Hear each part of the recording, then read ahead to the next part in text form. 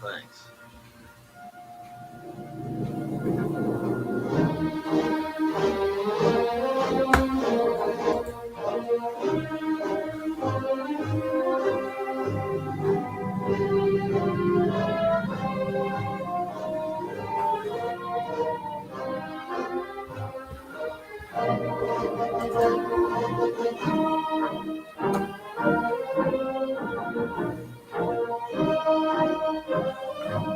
Well, now's as good a time as any, Mr. Miller. Take her down to periscope depth. Yes, sir.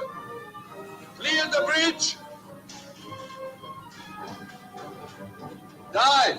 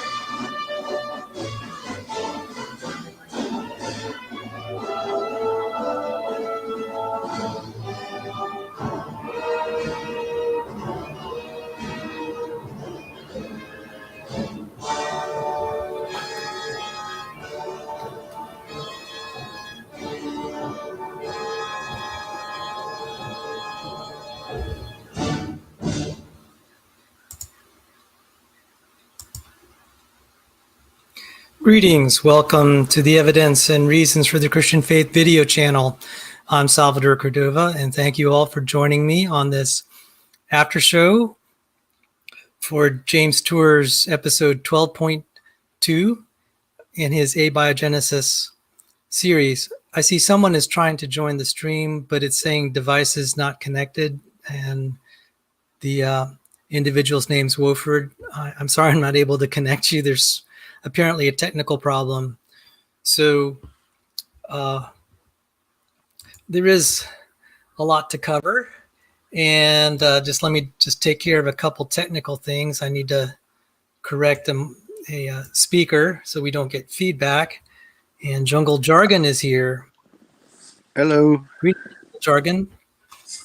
Yes. Can you hear me? Okay. Okay, I finally got the audio working.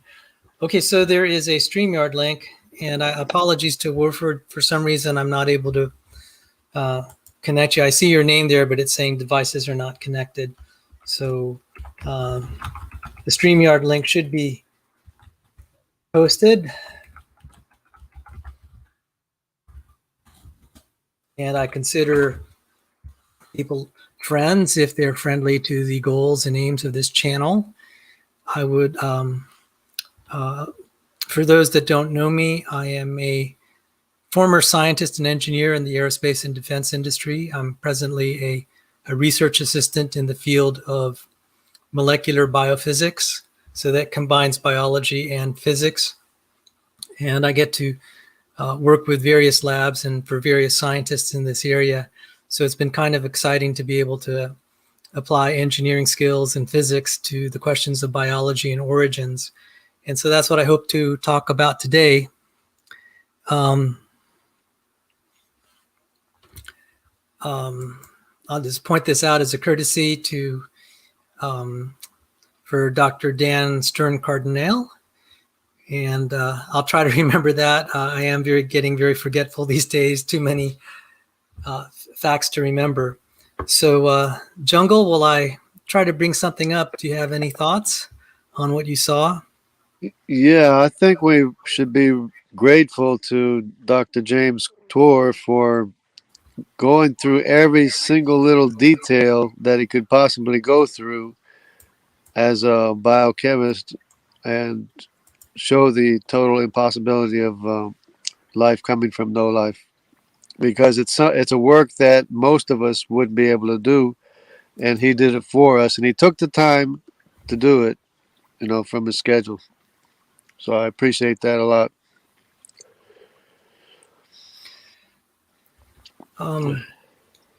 Let me just post this by LPP. Some of my thoughts just to introduce the channel, hopefully while people are coming here. Just a little bit of self-promotion. If you haven't, you can support this channel for free by clicking the big red subscribe button somewhere on this page, and also recommending our channel to your friends and associates. One of the purposes of this channel is church culture has a way of ignoring the needs and concerns of science students, especially biology and life science students. We are studying the works of God and declaring the works of God here. The works of God are the things made that testify of God. God's invisible attributes, namely his eternal power and divine nature, have been clearly perceived ever since the creation of the world in the things that had been made. So we spend a lot of time studying the things that have been made. I will point out the material offered in this channel can be tedious because it is technically thick. But like missionaries learning the language of a native people in order to preach the gospel to them, in order to support the next generation of Christians in the sciences, collectively we can help the next generation of scientists and engineers who are also believers by learning their language, the language of chemistry, math, physics, and biology, so we can teach them the glory of God through the gift of science in the language of science. So we spend a lot of time doing that. This channel also reaches out and supports especially students of science, scientists and engineers who believe in creation but feel marginalized and isolated and even ignored in their own churches. So if you see how we focus on certain things here, and we don't have a lot of theological discussions, that's some of the reasoning. That's the target audience I'm trying to reach through this channel. So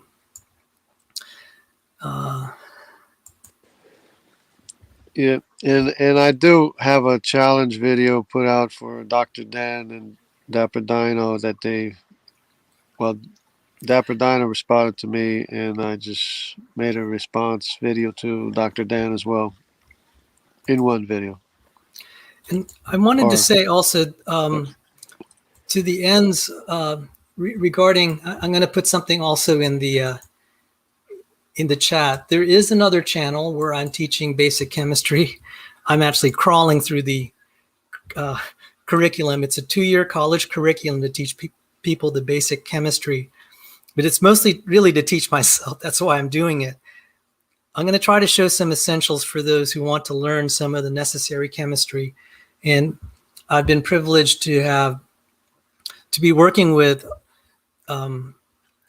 several molecular biologists, biochemists, organic chemists, synthetic organic chemists, et cetera, who've been helping and mentoring me. But we've also had the privilege. James Carter, he is a professional professor of various chemistry classes. He's taught organic chemistry and biochemistry. He is also a genetic engineer, just very talented. And whenever I need a little help with chemistry, he's been very, very generous, and I hope to be working with him. Before I move on, I'd like to acknowledge Jungle Jargon's point, and this relates to my other channel that teaches math, science, and chemistry and physics. Over the year, yes, we will review Dr. Tour's Abiogenesis series. It'd be a great way to learn basic biology the abiogenesis question, and then also it will equip us with enough basic biology we can tackle the next step is things like eukaryotic evolution, etc. And again, some of this material will be thick, but if you want to have an impact and make people feel valuable who are in the sciences, I tell you, it's just really sad. Some of these students just, and I hear them they've left the faith. They said, yeah, the church really never seemed to care for them. Never answered their questions. They never got support. It's just really sad. That almost happened to me. And by God's grace, I made it through. John Maddox, what's on your mind? Thank you for joining us. Oh, well, I mean, am I coming through? Oh, wait. You're really kind of soft. I don't know. StreamYard's just blowing away your microphone. I don't know what the deal is. All right, hang on a second.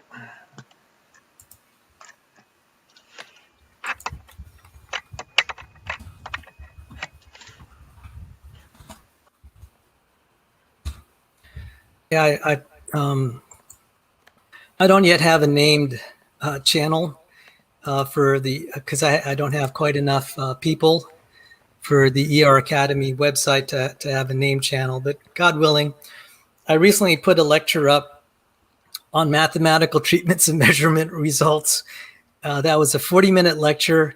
The first half came straight from a textbook, and I didn't like the way they treated certain things, and I ad-libbed and kind of created my own there for those who want to be put to sleep. And I'm not offended if you fall asleep listening to my lectures. I've actually listened to my own lectures and fallen asleep, so I take no offense. This stuff is tedious. LPP, do you need a little more time or want to give it another shot? No, it should be working now. Is it coming through? It sounds kind of soft to me. How about you, Jungle Jargon? Yeah, it seemed kind of soft. Maybe I don't know. What?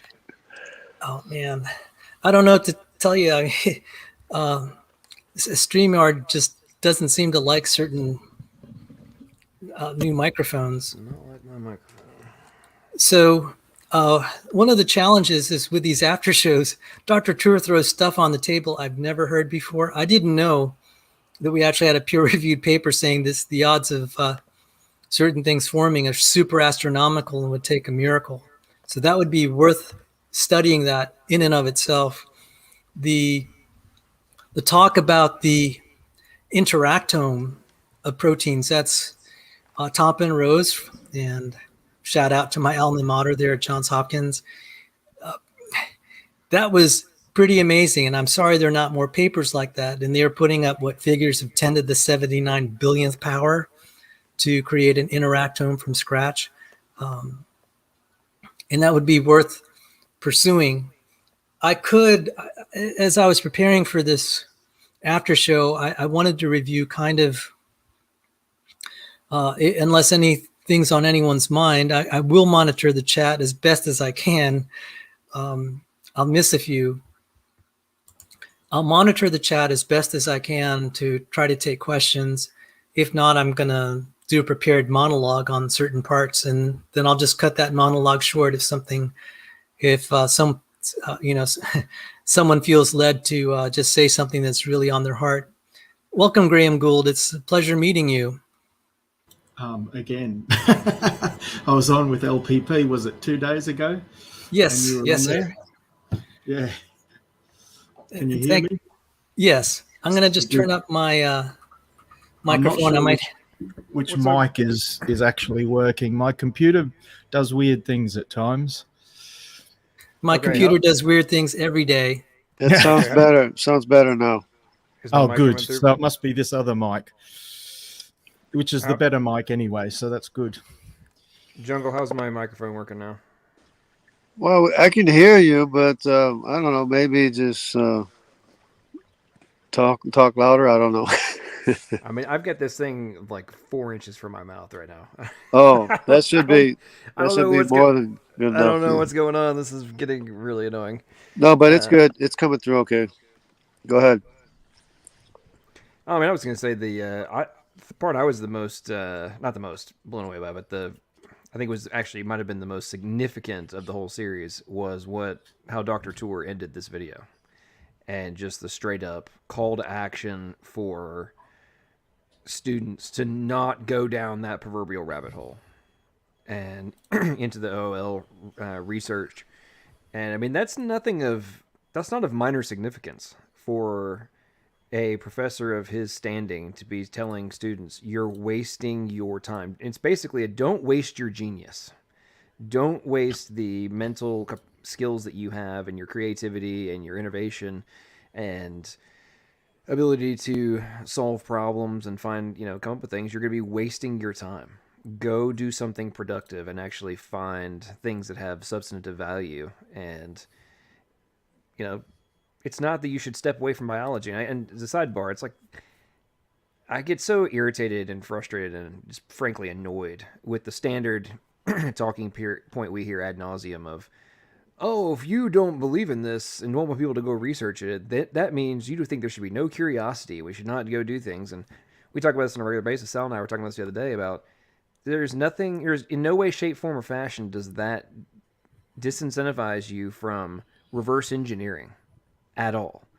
If anything, especially if you're approaching it from the perspective that, hey, this was designed by a genius, and we have I don't know all the cool intricacies of what it can and cannot do.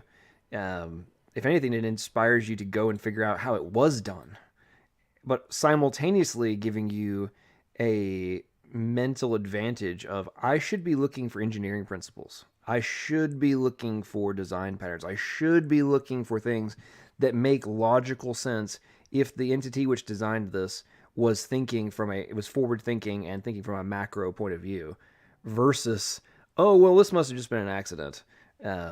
Therefore, there's not really anything I should necessarily be expecting to discover from an engineering perspective. And anyway, enough of my long-winded diatribe there. But that's kind of what I was very struck by that ending. Oh, yes. And I can say for myself, I was a very poor student until I started studying the design argument. That sparked my interest. I started to hit the books a lot harder after that. And really, every day has been wonderful learning what God has made, declaring the works of God, studying the works of God and declaring it. And just this year, as I've read through the Psalms, so many verses talk about declaring the works of God. And it's like we are in a perspective now in the 21st century that no other generation has been, where we can actually understand the significance of things in ways we never had dreamed. The sophistication of life, it's more perfect than we imagined. Oh, by the way, I gave a commentary and then showed the full lecture by William Biolek. He's not a creationist by any stretch, and some of his ideas of how biology came about, I think, are pretty bad. But one thing he pointed out, the biophysics community, I've tried to point this out, all of them collectively say biology is more perfect than we imagine. Now, perfect is kind of a metaphysical concept, but if we try to understand their point, there's just the amazement of how well it's put together. It operates always at the extreme limit of what is possible by the laws of physics. And it levels usually a few orders of magnitude than what we can ever achieve with modern technology. Right. If you consider nanotechnology, our creator is worthy of praise, like you said earlier, for sure. Yeah, one of the things I wish that Dr. Tour would put into these kinds of lectures and such is, and he's talked about it in some of his other ones, but I mean, really put it in the context of like the abiogenesis arguments, or I guess the supposed justifications of why abiogenesis is possible. Really get into the whole premises of the nanotech that he and his teams have built. There were nano race cars and all those kind of things. And it's like, hey, because I get really, really annoyed with the chemical reaction is possible, therefore it's totally plausible that it happened through undirected process. And it's like, well, do you idiots not recognize that the chemical bonds that Dr. Tour and his team, for example, used to build a nano race car? I mean, obviously they're within the realm of physics and chemistry. Like, so what's your point? Like, do you actually think that a nano car is going to build itself? I doubt it. And if any of the team, like in 2016, Dr. Tour and his team actually beat the pants off all the other teams around the globe in the nano car race. And I mean, they destroyed them. And but it's like one of those things to me of like, go find all of the heads of those teams, interview them, and ask them if they think it's remotely plausible that their nano cars could have built themselves. And then when they say no, be like, well, it's just chemical reactions, right? Given enough time, isn't it seriously reasonable to conclude that all the bonds would somehow form themselves and those molecules would actually all align if you give it enough time and you just put all the pieces in there? I would love to see their response to that. They'd probably look at you with a little bit of incredulity and probably not too little irritation at the insult that's being put forth towards their high-level skill, prowess, knowledge, and hard work in the creation of those nanotechnologies. Well, that's if they even get that far to be able to think that much. I think what they tend to do is they disconnect from reality. They have a belief that everything came about by natural processes and nothing can move them from that belief. And when you challenge that belief, their mind stops working. The gears spin, but they're not connected to anything because they're welded to that idea. You raised a very important point earlier about how they think that if God created everything, therefore we can't study creation. No, it's the exact opposite. God has commanded us to be stewards. We should study creation. And frequently, so we can better tend it. That the best scientists have been people who believe that God created, Isaac Newton being a prime example, but hundreds of others have investigated creation so that they can, figure out how to better tend it. Not just the animals and the plants and so forth, but the advances in medical science, the better we understand how God created the human being and do our best to try and replicate it, the better that we can help people. And we can fight against disease. We can help overcome disabilities, and the list goes on. And there's numerous other areas. And Christians are frequently leading the charge in these areas. They aren't the only ones, of course, but it's ridiculous to say, oh, well, if God created it, then we've just got to leave that alone. No. If an intelligent designer created it and he created us in his image, of course we can investigate. I don't know where they get that from, except that's how they think. And there's no basis for it. So John was talking about Tour's nano cars.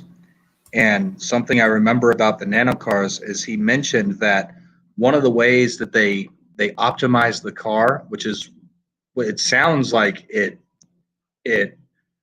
by several orders of magnitude increased the efficiency of the car, was they had to remove a single atom. I think it was like an arsenic or something.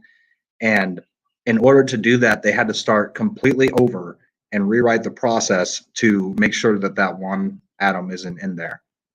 So it's not as simple as, his point was, it's not as simple as just pull that atom off and then your car will work. You have to start over and do a different process to keep the arsenic from getting in there in the first place.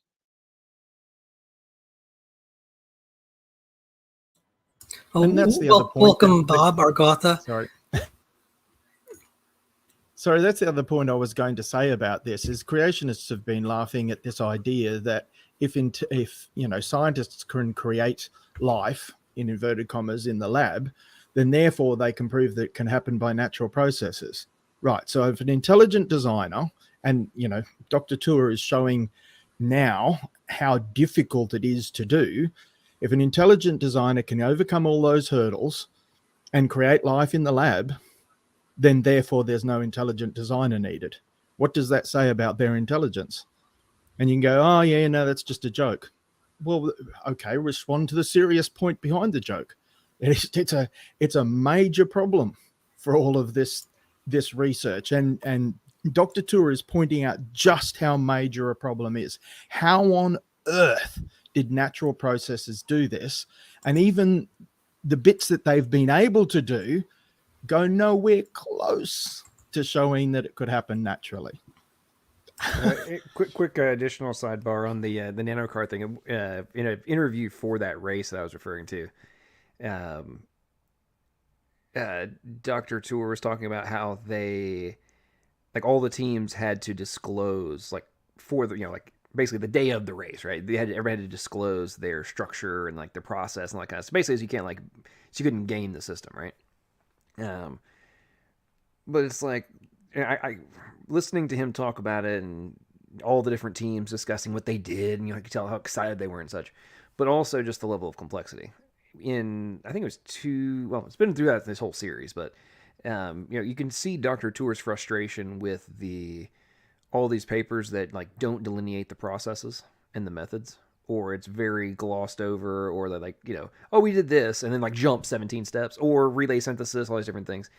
It's like, I know I keep using the nanocar, but this applies to all sorts of things that he's doing, and people like him are doing in synthetic biology or synthetic chemistry, is they have to show in their lab books every single step and process and temperature and method that they have employed in order to achieve their end results. Why?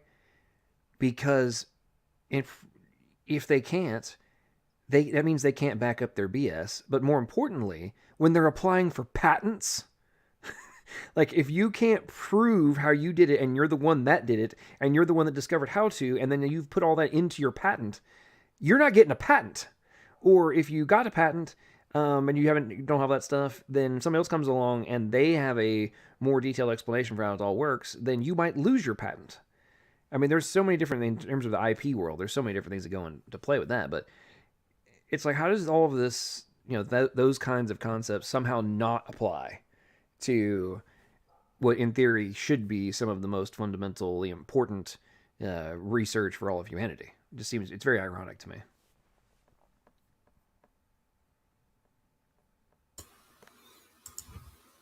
I'm just throwing out slides here and there, just trying to help satisfy people who are ADD, attention deficit disorder.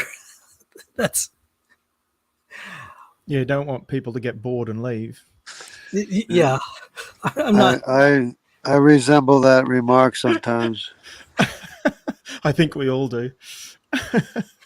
Oh, hey, the nanocar had a grand total of 60 atoms. Atoms, not molecules, atoms. Now, by the way, what I was showing is actually relevant to some of Dr. Tour's talk. Maybe I could go down the theme of where I was headed. Let me see if I could go a little bit. I'm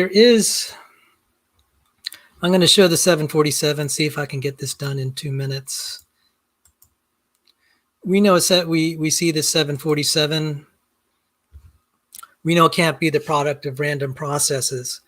At the very base, this abiogenesis talk is not even talking about up until the last, except for the last lecture, 12.2, was really just talking about how difficult it is to even make the parts, like, say, of a 747. And I just have some thoughts.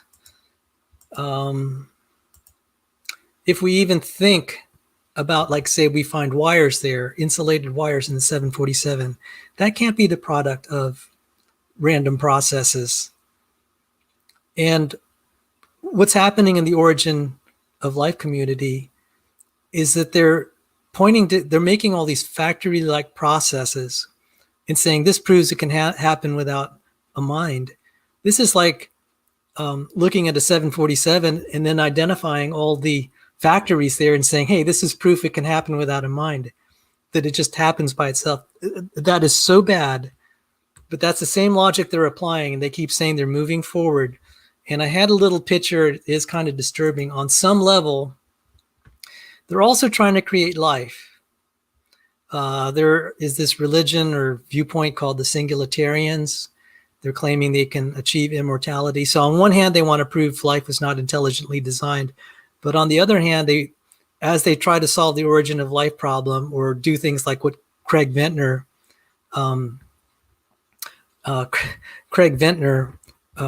was doing, it makes people feel like, oh my, if I can create life, I can be like God. I mean, there's that sentiment there. There's an undercurrent there that is kind of contradictory, but it's there. It's really disturbing. And so on the Yeah, one is hand, that Michio Kaku? I think he was involved in this, talking about the singularity. I don't know who this is. The big one was Kurzweil. Kurzweil was the big one. But even I just wanted to point this out. Even the fuel of a 747 needs to go through a purification process. So we don't even need to go to the level of all the details of the 747 to know much of it had to be designed. And at the level that we've been talking with abiogenesis, we're just talking about the parts and the purification. And already that can't happen by itself. So that was the point of that. And when I showed the entropy stuff, I was going to relate that to some of the ideas. But since we have a full panel, I'll just let you gentlemen share what's on your heart. I'll save my slides for another day. This is great having a crowd here.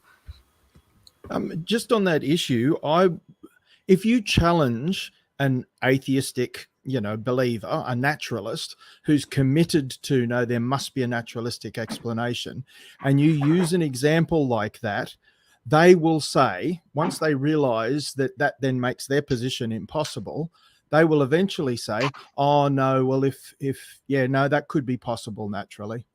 They don't know because they refuse to admit that would then completely undermine their position. Any evidence of design has to be explained away. And the explanation is somehow. Yeah, we just don't know yet. And just because we don't know doesn't mean it's not possible. Maybe we'll find out one day. Yeah, how do you argue against that? It's like, okay, you can keep having faith in something that you have no evidence for whatsoever. Have fun with that. Yeah, and I've tried to reason with people like that.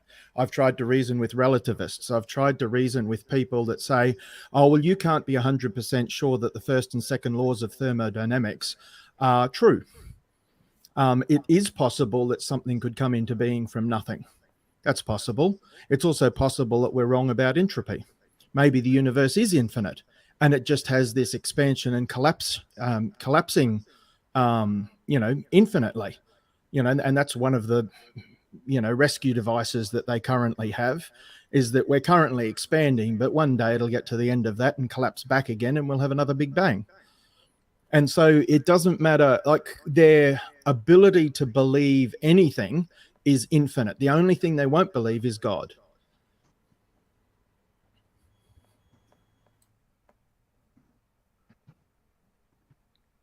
No, that's a very that's a very good point. I mean, they want to dance around, and who was it the other day? It was around, I think it was on Nephilim's Freeze channel. They were going on and on about two of the atheists came on there, and they were going on and on and on about the big crunch models, and it's like somebody's echoing pretty bad. Oh, it might be me. They're going on and on and on and on and on and on and on and on about the big crunch. Like, no, the big crunch is totally reasonable. And it's like, okay, fine. So you still have to account for entropy, even if you have the big crunch. And the irony for me is all these models ultimately run into either I'm just not going to address the problem, or you run into an uncaused cause. Like, there's just no other way around it. It's just what you run into. I don't know. I think like the big crunch concept it could potentially resolve the entropy problem. It's just that the real problem with the Big Bang is, okay, everything collapses back in on itself and becomes so dense and small that it basically stops time. Well, now you don't have time. Therefore, you don't have causality. So there's nothing that could cause the expansion to then occur. Nothing that we know of yet, Bob. Like, we actually don't see all the way back. We only see to the first moment. So we don't actually know what was going on beforehand. So everything else that makes logical sense does not actually have to be addressed. And if Magic. it doesn't go all the way down to stopping time, maybe it goes almost all the way there and bounces, but still it's going to stop bouncing eventually anyway. Okay, guys, I think Sal's wanted to talk about this Yeah. Yes. diagram here. So there's a more basic entropy problem. We don't even need to frame it in terms of entropy, and it's something that is like about 50% of what Dr. Tur is pointing out. When we have a mix of certain chemicals, they will spontaneously mix together. So we have like the upper, let me see if I can highlight it. In this case, we have all the blue. I've shown this before, but I just want to emphasize again. We have the blue molecules on the left. This is a gas. It'll also model things in the liquid state. And we have the red molecules on the right. And it's separated by a barrier that has a valve that can be opened. When it's opened, there's an irreversible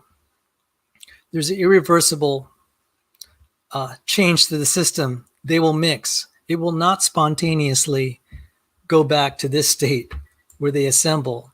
And that's, in basic chemistry, they call this mixing entropy. Now, the way we can reverse it, now it won't spontaneously reassemble this way unless we have an open system. And in many cases, we need some sort of factory process. So in the case of gases, what we do is we build refrigerators, which is design, and cool the gases to temperatures that aren't achieved on Earth naturally, and cool the gas down to where one of them liquefies, and then you can separate it out. But there's an associated energy with this. With the biomolecules that Dr. Tur is talking about, this is so hard to separate out, really hard. And in fact, when he's talking about homochirality, when we have a mix, we've not been able to separate them out naturally.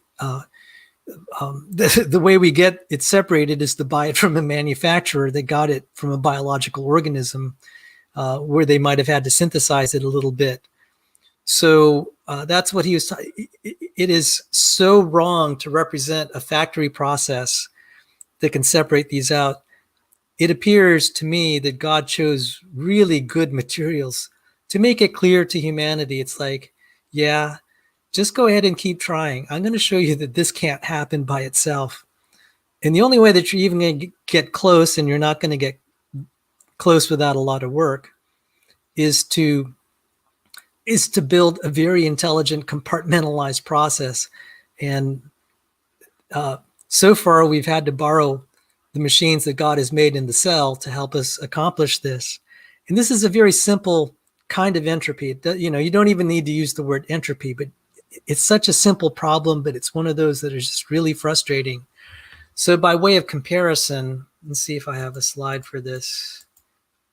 And I think that's a good example of going from order to disorder. Yes. And unfortunately, there's some problem in mixing order and disorder with entropy, and that's a whole nother discussion. But just consider getting all these coins, these quarters, all heads. There are physical reasons that you get a mix of 50% heads, 50% tails in a random kind of quote unquote soup if you just threw these on the floor. They're physical reasons because the heads tails configuration doesn't cause random events. It doesn't filter out random events to make it fall only on heads. And so just think how hard it would be to make a machine that would orient the coins like this. We see kind of the same issue in biology. And for amino acids, they're all L-amino acids. For things like sugars, like the ribose, which is part of the DNA, they're all D-riboses. And for like the linkages here, again, it's the law of large numbers. They're all 3', 5'. So there are all these violations of things that look so trivially easy to overcome, but they're not in a random soup. And even if they figured out a factory process that's, say, the recipe's 300 pages long to describe it, it just shows how hard this would be, and it would be it's inappropriate to represent that this is how it got Well, solved in a prebiotic soup. that in itself, wouldn't that be by design? Just the fact that they're all left-handed amino acids and Yes. Yes. Not only that, the filtering is even one step worse. Over time, even if you started out with all L amino acids, they tend to become spontaneously change to L and D, a mix. Spontaneously. You don't have to do anything. Just let them sit there, especially Right. like in water and temperature. What's really bad for the riboses, if you throw that D ribose into water, it's going to turn into it'll preserve one of the good ones and give you two more contaminants, something you don't want. Trying to reverse this is very hard. So there's a lot of spontaneous kind of, say, flipping of the coins, even when you get them all heads. Well, and the flipping, you and Dr. Carter had a great conversation one time, and this was brought up about the fact that there's actually dedicated enzymes for fixing that problem. And it's like, if you remove them from the equation, you're toast. Like, Well, How long are those? the enzymes, I don't know how long the enzymes are, but I saw a paper in PLOS Biology that probably our biosphere would be dead if we didn't have bacteria that could take the D amino acids and clean them up out of our biosphere. It's a very interesting Wait, the paper. bacteria that does it? It's not like a single protein or something? Bacteria does it really well. I don't think humans do it that well, but there are that's a Dr. Corder question. It's like, what happens when we have bad proteins? My understanding is there's a lot of recycling of proteins in the humans. We may not even need to try to correct it. We just get rid of it. Oh yeah, well, what I was talking about is like just in general from the biosphere in general. So there's fewer contaminants is the wrong word, but fewer of them to get in the way, if you will. But I was talking about in context of the switching from left to right, like that happens in like to our genome, for example. And there's actually proteins that come through and fix that. Like when those errors come, they flip it back to the appropriate handedness, if you will. Oh, it's flipped over to left-handed. Let's switch it back to right. That kind of thing, right? And then on top of that, to the points I was making on the recycling, like, so okay. Do you know how long they are? I don't have to look it up. I'm sure they're not small. That's kind of the point. Then you look at it from, but here's the thing. If it's another one of those, okay, if this is the case, then it doesn't matter how long they are. They still have to be in existence simultaneously with other components in order for even a simple cell to exist. Because from a chemistry perspective, if you don't have those in place, it doesn't matter if you have the other stuff, it will break down. And this is where the conundrums come into play of, and why there's been papers written on the like, oh, and the point that Dr. Tour was making today in relation to, oh, we have to have no less than 206 genes, right? Well, why? Well, I guarantee you that what we're talking about right now is going to be in that list of 206 that you have to have. Guarantee it. Oh, quick answer to Argatha's question, Bob. The lengths are on the order of like 400 amino acids of these raceamases. Awesome. There you go. All right, because I'm building a spreadsheet. Do you have the name of the thing? I'll write it down. I'll type it in the comments. Raceamase.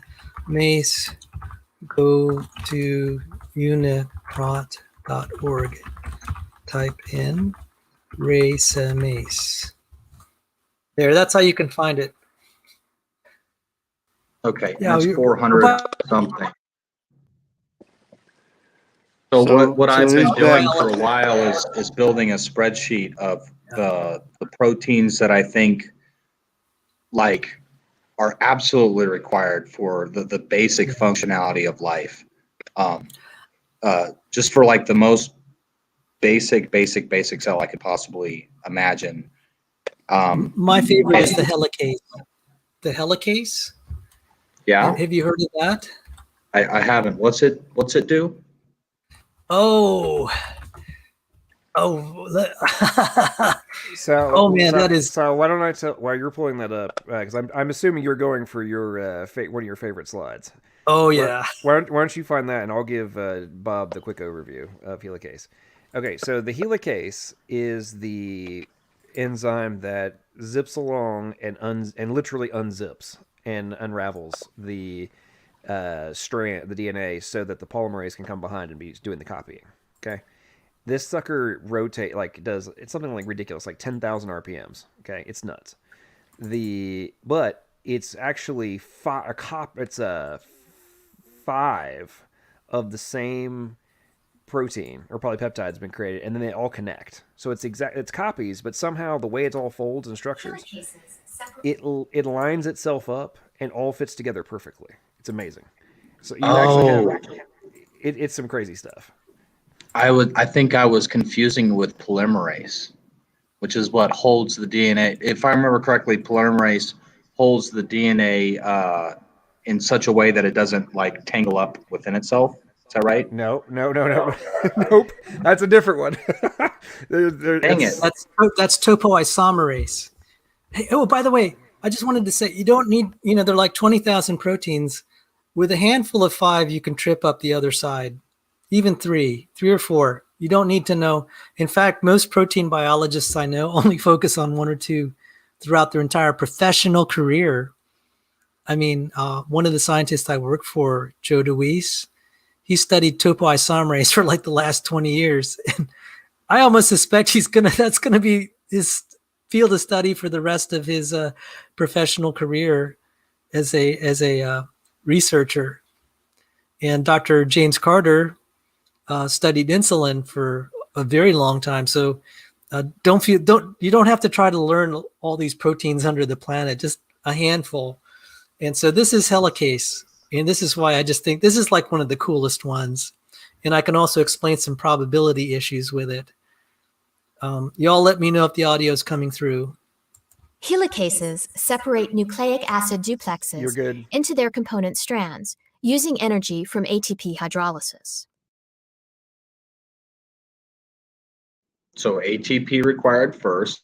Yes. Okay. So let me just, for those that don't, this is the DNA here. You see the little double helix. Let me just back it up a little bit. Energy from ATP hydrolysis to duplexes. Okay, so it's separating the DNA, and now this is one strand of DNA and another. This is the helicase here. So to be able to do things like DNA replication, you have to separate out the strands. So let's just continue. Into their component strands using energy from ATP hydrolysis. The crystal structure of this DNA helicase from bacteriophage T7 reveals a hexagonal arrangement of 6 identical subunits. Okay, I'm just going to pause here to explain. Every colored part of the helicase is what they call a subunit. And what that means is when you have a gene for a helicase, it has to make 6 copies to make one functional helicase, because each colored segment is an identical copy of the other. So if that reminds you, like, say, of a hexagonal bolt, that's not accidental. There's lots of symmetry in biology. Now, the problem for origin of life is, how do you make an object like this without a genome? What are the odds? This is like a 1,200 amino acid protein. You'd have to make one and then make an relatively identical one that's also 1,200. It has to be in proximity. You have to do that 6 times. The odds of that are super astronomical. And no one's challenged me on that. They just say, well, we don't believe it all came up by all at once. That's about all they have to say, because they know the odds are astronomical. So that's just pointing out you need the gene to express 6 times. The ring is not 6-fold symmetric, but is slightly squished. A model for the mechanism of how the enzyme might work explains this structural asymmetry. Of the 6 potential ATP binding sites, 2 opposing ones bind ATP tightly, 2 are more likely to bind ADP and phosphate, and 2 are empty. These three states may interconvert in a coordinate fashion as ATP is hydrolyzed, creating a ripple effect that continuously runs around the ring.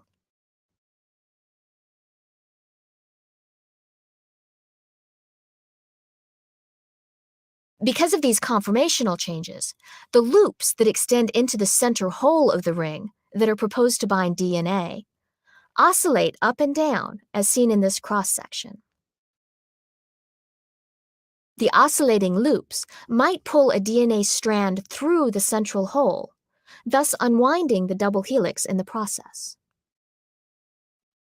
A frontal view shows the full dynamics of this fascinating protein machine.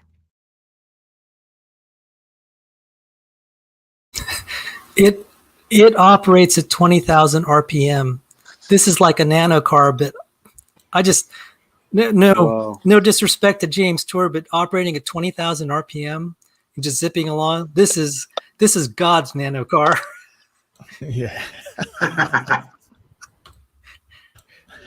This is absolutely amazing. While you've been talking about this stuff, I've been trying to think of an example that, you know, those of us who aren't chemists and biologists to this degree might understand or grasp. You mentioned earlier an airplane. Let's take another example.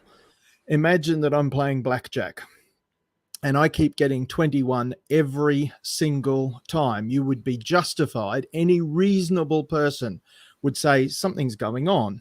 This is not, someone's rigging the game. Or imagine I was getting a straight flush every single hand of poker, every single time. These things are way more complex than even trying to do that. Way more. So the reasonable position is there's some jiggery pokery going on. Like those examples are someone's doing something wrong, but the complexity of this, there has to be intelligent design. There has to be. That's the reasonable conclusion to make. Yes. And I am a little surprised Dr. Tour doesn't feel that way, but that's okay. I mean, he believes in God. I mean, his testimony is very powerful. He had a visitation from Jesus. I'm just like, okay, I get it. You know, that's good. That'd be good enough for a lot of people. Hey, so before I forget about it, so Dr. Carter had shared a link to a paper by Stanley Miller. And he said we should read I've got it pulled up. We should read the end of the abstract. And I actually found something in the conclusion that supports it. Let me share the screen real quick. While he's showing it, do you know how long the helicase is? 1,000 to 1,500. And again, it's from that Uniprot website. I'm not as familiar with helicases as I am with topoisomerase, but I think 1,000 is a good number. Yeah, I've seen them some of them I've seen them as low as like over 900, but below 1,000. And I've seen other ones that are like 12 to 1,300. But the thing you have to remember, Bob, is that's just for one copy. Yeah. You have to have 5. Wait, that's one of the sixth? That's 1/6? Yeah, it's only 1/6. It has to make 6 copies to make a functioning system. It's like having 6.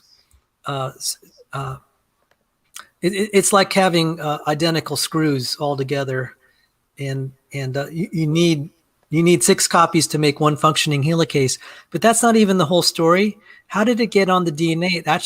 It needs 2 machines to assemble it and disassemble it. So it'll assemble so it's going to assemble the nanocar right on the DNA, right at the right time, in the right place, the right time, right place. This machine comes along and assembles the helicase, and then when it's done, it gets disassembled. I mean, it's just the orchestration of this is just mind blowing. But the reason I like the helicase, I think that video is real candy for the eyes. Real candy for the eyes. Someone can look at it and see, you're able to kind of comprehend the significance without not having to go through 3 years of chemistry and biology in school. These videos make God's work easier to understand and appreciate. And there are a couple more like polymerase and topoisomerase, but those are a good start. And then I'd say I throw the ATP synthase and the potassium ion channel all those are probably all life critical. ATP synthase will be debated, but it's still a cool machine, and I could show you that. ATP synthase is a mind bender. Real quick, let me read this. Okay, this is from Stanley Miller's a paper from him. These results. Remember earlier I was talking. We were talking about like, or Dr. Tour mentions, and we discussed that like we don't know how to create ribose. So this is from Stanley Miller. These results suggest that the backbone of the first genetic material could not have contained ribose or other sugars because of their instability. And then down in their conclusion, I'll zoom back out so I can find this. All right, so they reiterate the instability of the pentoses and hexoses supports the relatively late appearance. Since the sugars would not have been available near the time of the origin of life. The above results show that the stability considerations preclude the use of ribose and other sugars as prebiotic reagents, except under very special special conditions. It follows that ribose and other sugars were not components of the first genetic material, and that other possibilities, such as the peptide, nucleic acids, and other non-sugar-based backbones, should be examined. So basically, that means they have no clue how it possibly could have happened. Is basically what they're conceding.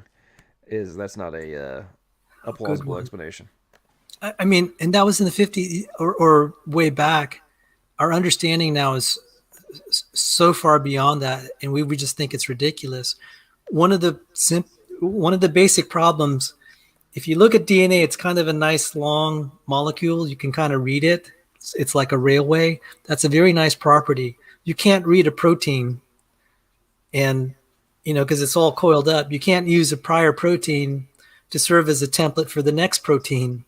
You have to have you really do need a separate molecule like DNA to carry the information. Because you can't really apply like a 3D printer to a pre-existing protein. It's just not. I mean, I guess one could figure a way, but it's not as elegant as having a DNA. So what Miller said is now, it may have sounded plausible then, but we would just laugh at it now. Before the chat moves too far, James Carter, I engineered the gene for human insulin into potato plants and linked it to a lectin to increase oral tolerization against autoimmune type 1 diabetes. I also engineered insulin E. coli. It's jumped on me just a sec, and spent many months trying to get it to fold properly. Never got above 5% native folding. That's with intelligent design, with human intelligent design. So how on earth can nature? Oh, millions of years. Ah, yes, that's right. Long, long ago. Fairy tales. There's not enough time in the universe to make any part of it. Billions of years isn't enough time. Trillions of years wouldn't be enough time. Trillions and trillions times trillions and trillions of... No. It's just absolute nonsense. So what I have been doing is I have taken the estimated number of atoms in the entire universe, and I have taken the amount of Planck seconds since, or Planck times since the beginning of the universe, and I have divided the probability of any given protein by that number. And so basically the idea is that I have been adding up all the probabilities of all these different proteins that I think are absolutely necessary for life to be, and I've divided it by the number of atoms in the universe times the number of Planck time since the beginning of the universe. And so far, the assumption is like an atom can process, each atom can process a possible protein combination every Planck second since the beginning of time. I just added racemase and helicase. And if I include Titan, which is just the one that I like to add because it's the biggest, it's 1,380 universes. If I exclude Titan, it's 499 universes.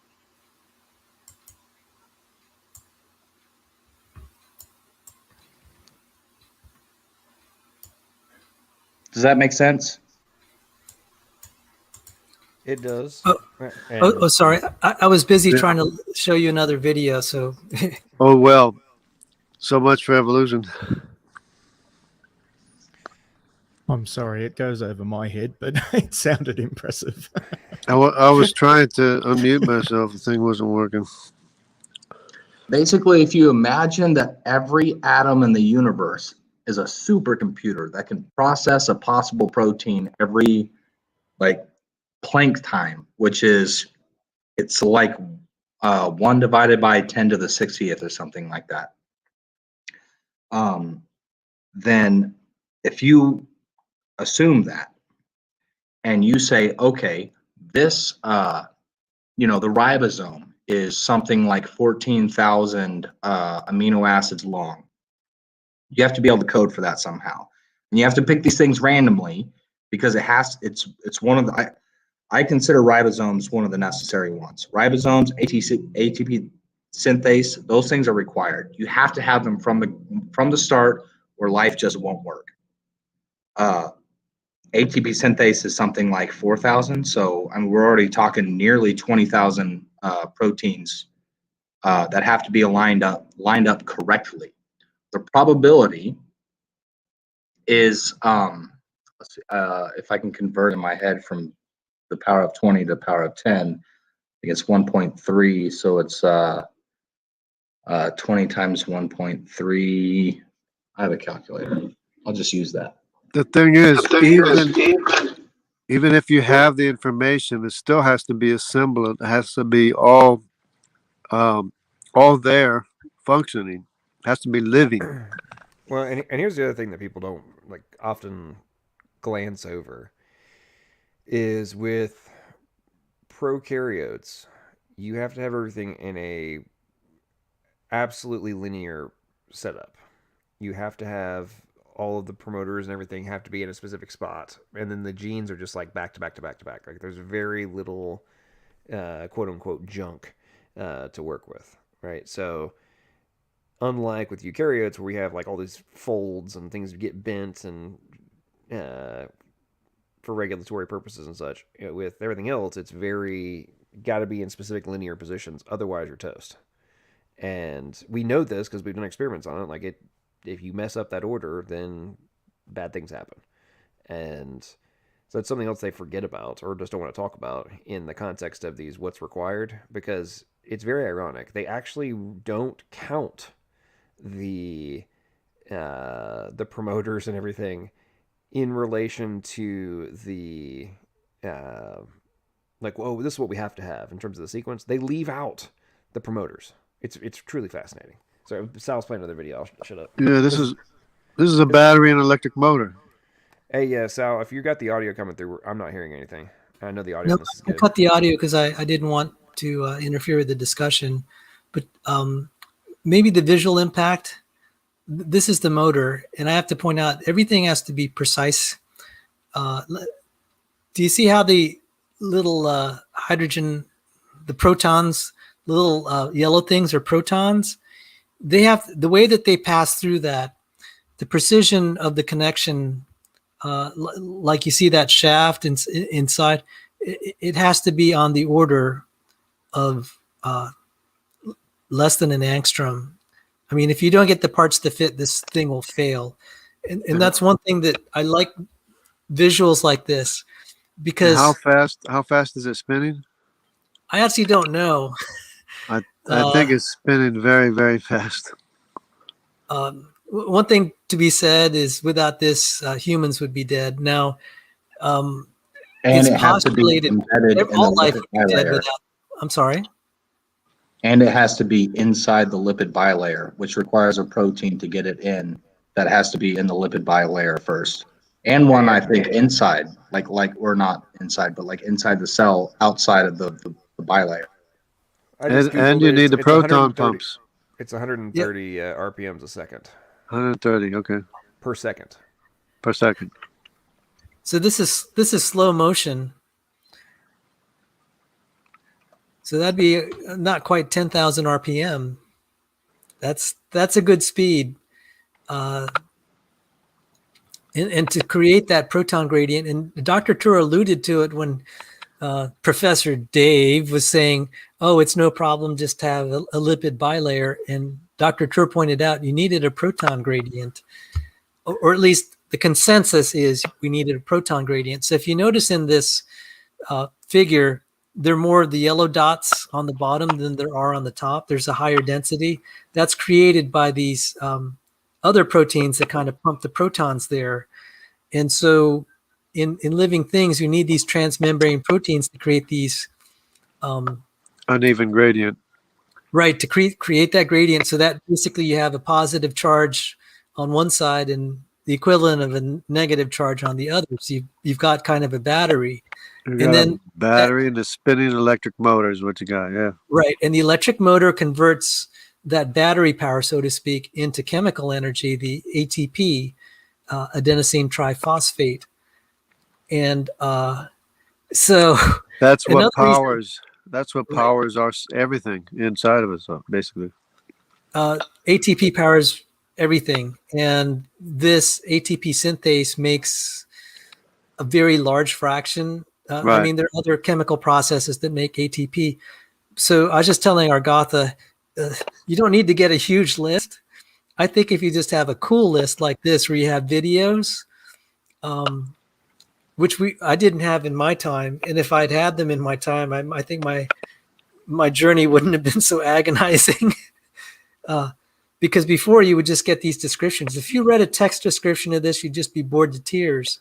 So what these animations do is bring to life the complexity of the machine, because otherwise it just reads like a parts catalog. Because if you read biochemistry papers, they read like parts catalog. It's tedious. This connects to that. It's tedious, but when you see it animated like this, you're just like, oh my goodness. It's just mind-blowing. Yeah, it's awesome. The thing is the Evos will still say, you know, they have to appeal to, well, it could have happened randomly, or there's some unknown process that would. I know exactly what they appeal to. They'll appeal to a phylogenetic reconstruction. They'll say, well, it has some parts that have some similarity to other parts, therefore it evolved, which is terrible logic. I want to point out one other thing about the ATP synthase. This is even more mind-blowing. That doesn't make sense if it's required for life to start. The consensus is it is. Some people will say there is probably an alternative pathway. So I'm kind of ambivalent on that right now, but it's still such a cool machine. But I'm going to point out something else. Each of the colored parts is actually a different protein. For this thing to happen, you need actually multiple proteins to make this all work.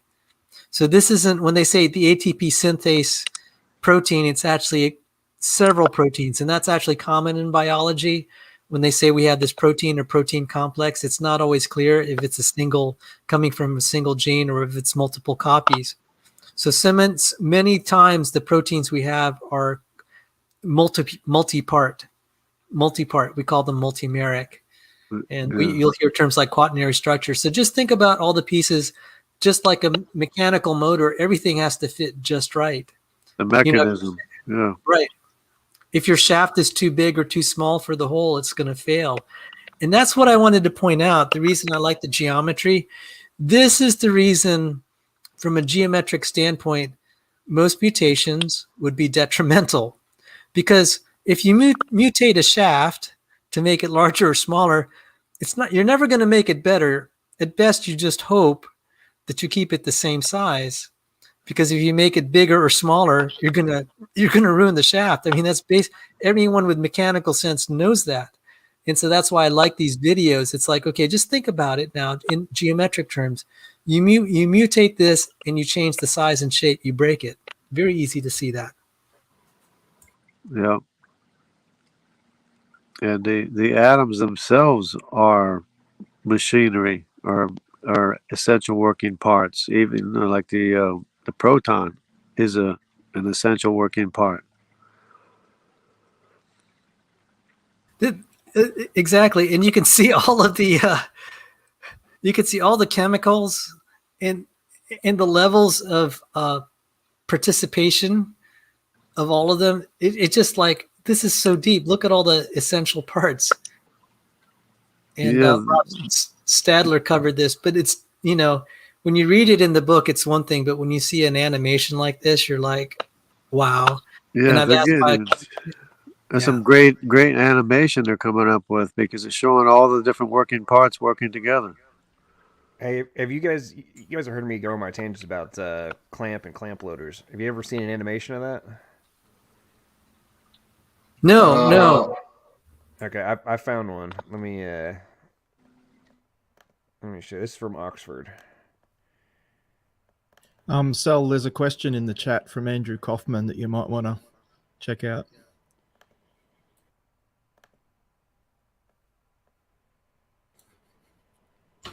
That's a good question for which I don't have an answer.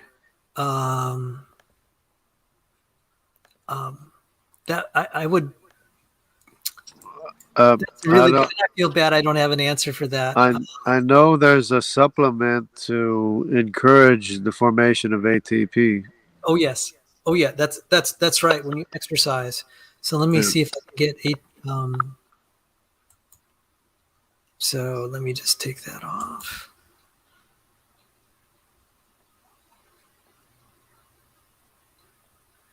Okay, I'm not getting audio. Let me know if it comes through when I click play, all right? The next steps allow loading of the DNA polymerases onto the DNA Audio good. We hear. the entire chromosome. The first component that is loaded is the sliding clamp, a ring-shaped structure that binds at the 3' end of the newly made RNA primer. To get onto DNA and encircle it, the clamp is loaded by a clamp loader complex. The 5-protein clamp loader complex binds to the sliding clamp, and binding of ATP allows opening of the sliding clamp ring. The opened ring then encircles the template primer junction at the 3' end of the primer. Interaction with the 3' end of the DNA stimulates ATP hydrolysis, and the clamp loader dissociates from the DNA to be replaced by the replicative DNA polymerase. The 3' end of the primer is positioned in the polymerase active site to allow addition of nucleotides to this end. During elongation, the replication bubble gets bigger as the helicases move apart, establishing 2 replication forks that move in opposite directions. The sliding clamp and polymerase unit at each replication fork moves along the DNA as the helicase unwinds the double-stranded DNA to expose single strands. Let's focus on just the right-hand fork for the moment, as the processes at both forks are identical. Polymerases are loaded onto both the top and bottom DNA strands at the fork. Because polymerases only synthesize DNA in the 5' to 3' direction, the 2 strands must be copied in opposite directions. The bottom strand in this fork is the leading strand.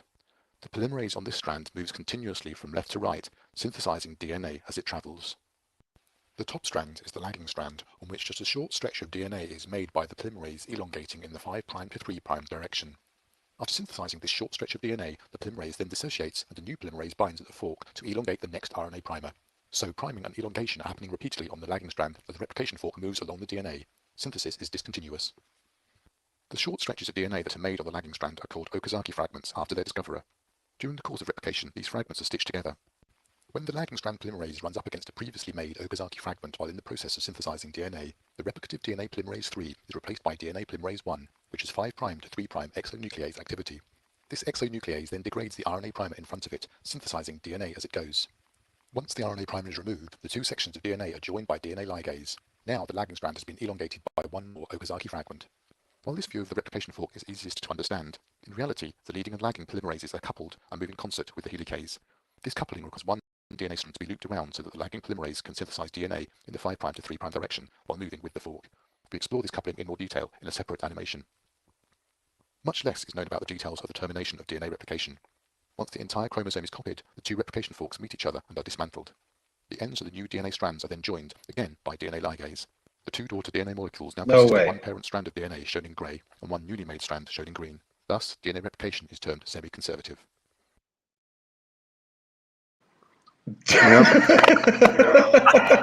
Random.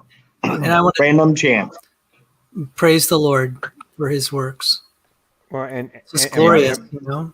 And by the way, guys, that that animation actually isn't as detailed. I was trying to find this other one that I saw. It's a 45-minute lecture that's actually more detailed than that. And one of the points that the lecturer made was that without the clamp, the polymerase will not stay on the DNA strand. And that whole clamp loader process is the final step of the activation of the polymerase. So not only will the polymerase not stay on the DNA, it won't even start the transcription or the replication process. And they went, And you need 3 different types, and like 3 different sizes. well, absolutely. But here's the other thing. Again, that animation did not go into the detail. Okay, for eukaryotes, as an example, there's 85 different proteins that are involved in the transcription complex, or the replication complex. Like we saw what, like 5 or 6, right?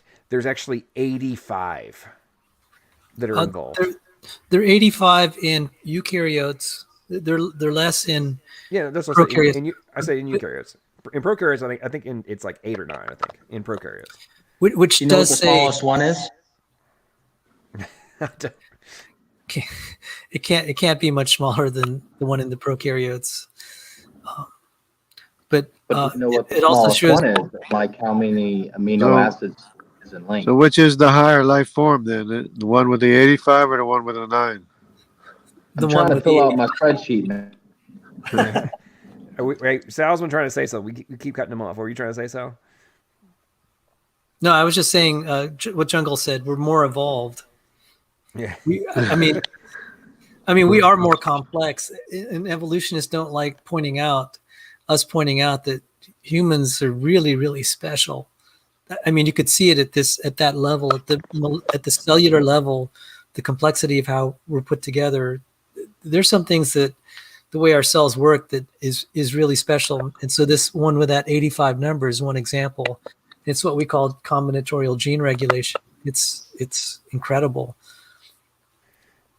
I tell you, I'm not honestly the whole part of the clamp loader and the way it comes in, like pulls opens the clamp protein and then like reattaches it when, of course, ATP is required. Like that, just that one process by itself, in my opinion, completely annihilates the premise of this being remotely random. You have two separate parts required to achieve one predetermined action. Right. And Right. like that's like saying that you're going to be able to attach something if you have just a bolt but no nut. I mean, that's what we're talking about here. It's that well, in this context, is that cool, right? But I mean, I'm in just from a basic concept of comparison. That's what we're talking about. Like, you either have the freaking nut and the bolt, or you don't. And if you don't have the bolt, the nut, then the bolt does not remain in place and hold whatever the hell you're trying to hold together to get like in place. Which, i.e., what the heck do you think the clamp loader is? You know, it's like.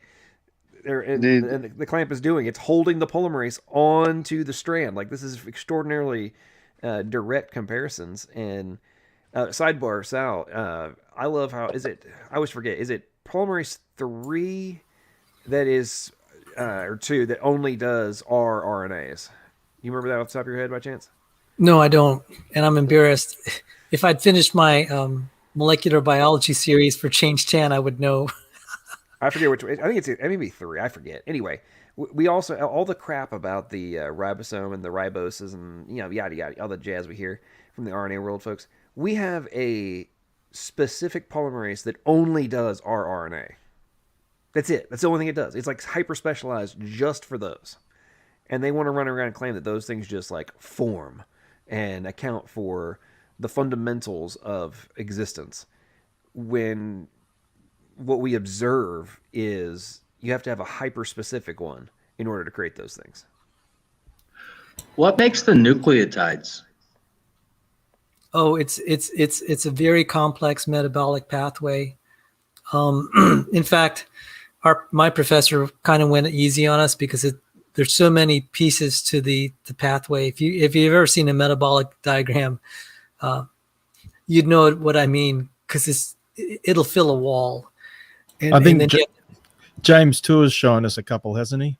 Yeah, it's big. It's not easy, and because you're tracing one chemical from many spots, and it's just like a manufacturing plant.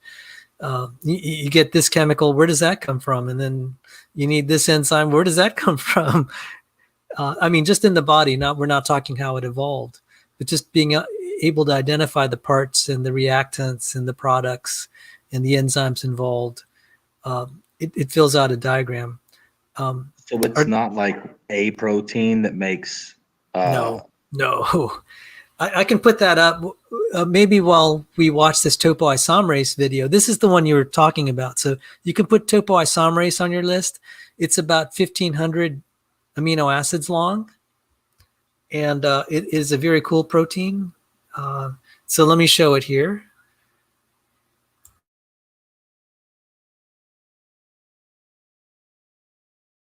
Let's consider what happens as DNA unwinds during replication. As DNA unwinds, it acts like this rope when we pull apart its two strands. As you pull the strands apart, twisting tension builds up in the rest of the coiled portion. It is actually adding one twist to the remaining rope for each twist pulled out of it. At some point, you can't separate the strands anymore. The remaining rope is too tightly twisted. If you relax your tension on the rope, it will twist around itself in a supercoil. It is releasing tension. If you want to keep pulling the rope apart, you have to release the tension periodically, and one way to do this is to cut the rope and splice it back together. This problem has been best characterized in small circular DNAs. There are two methods of dealing with this problem in DNA. One cuts only one strand of the DNA double helix, and the other cuts both strands. Let's look at the first.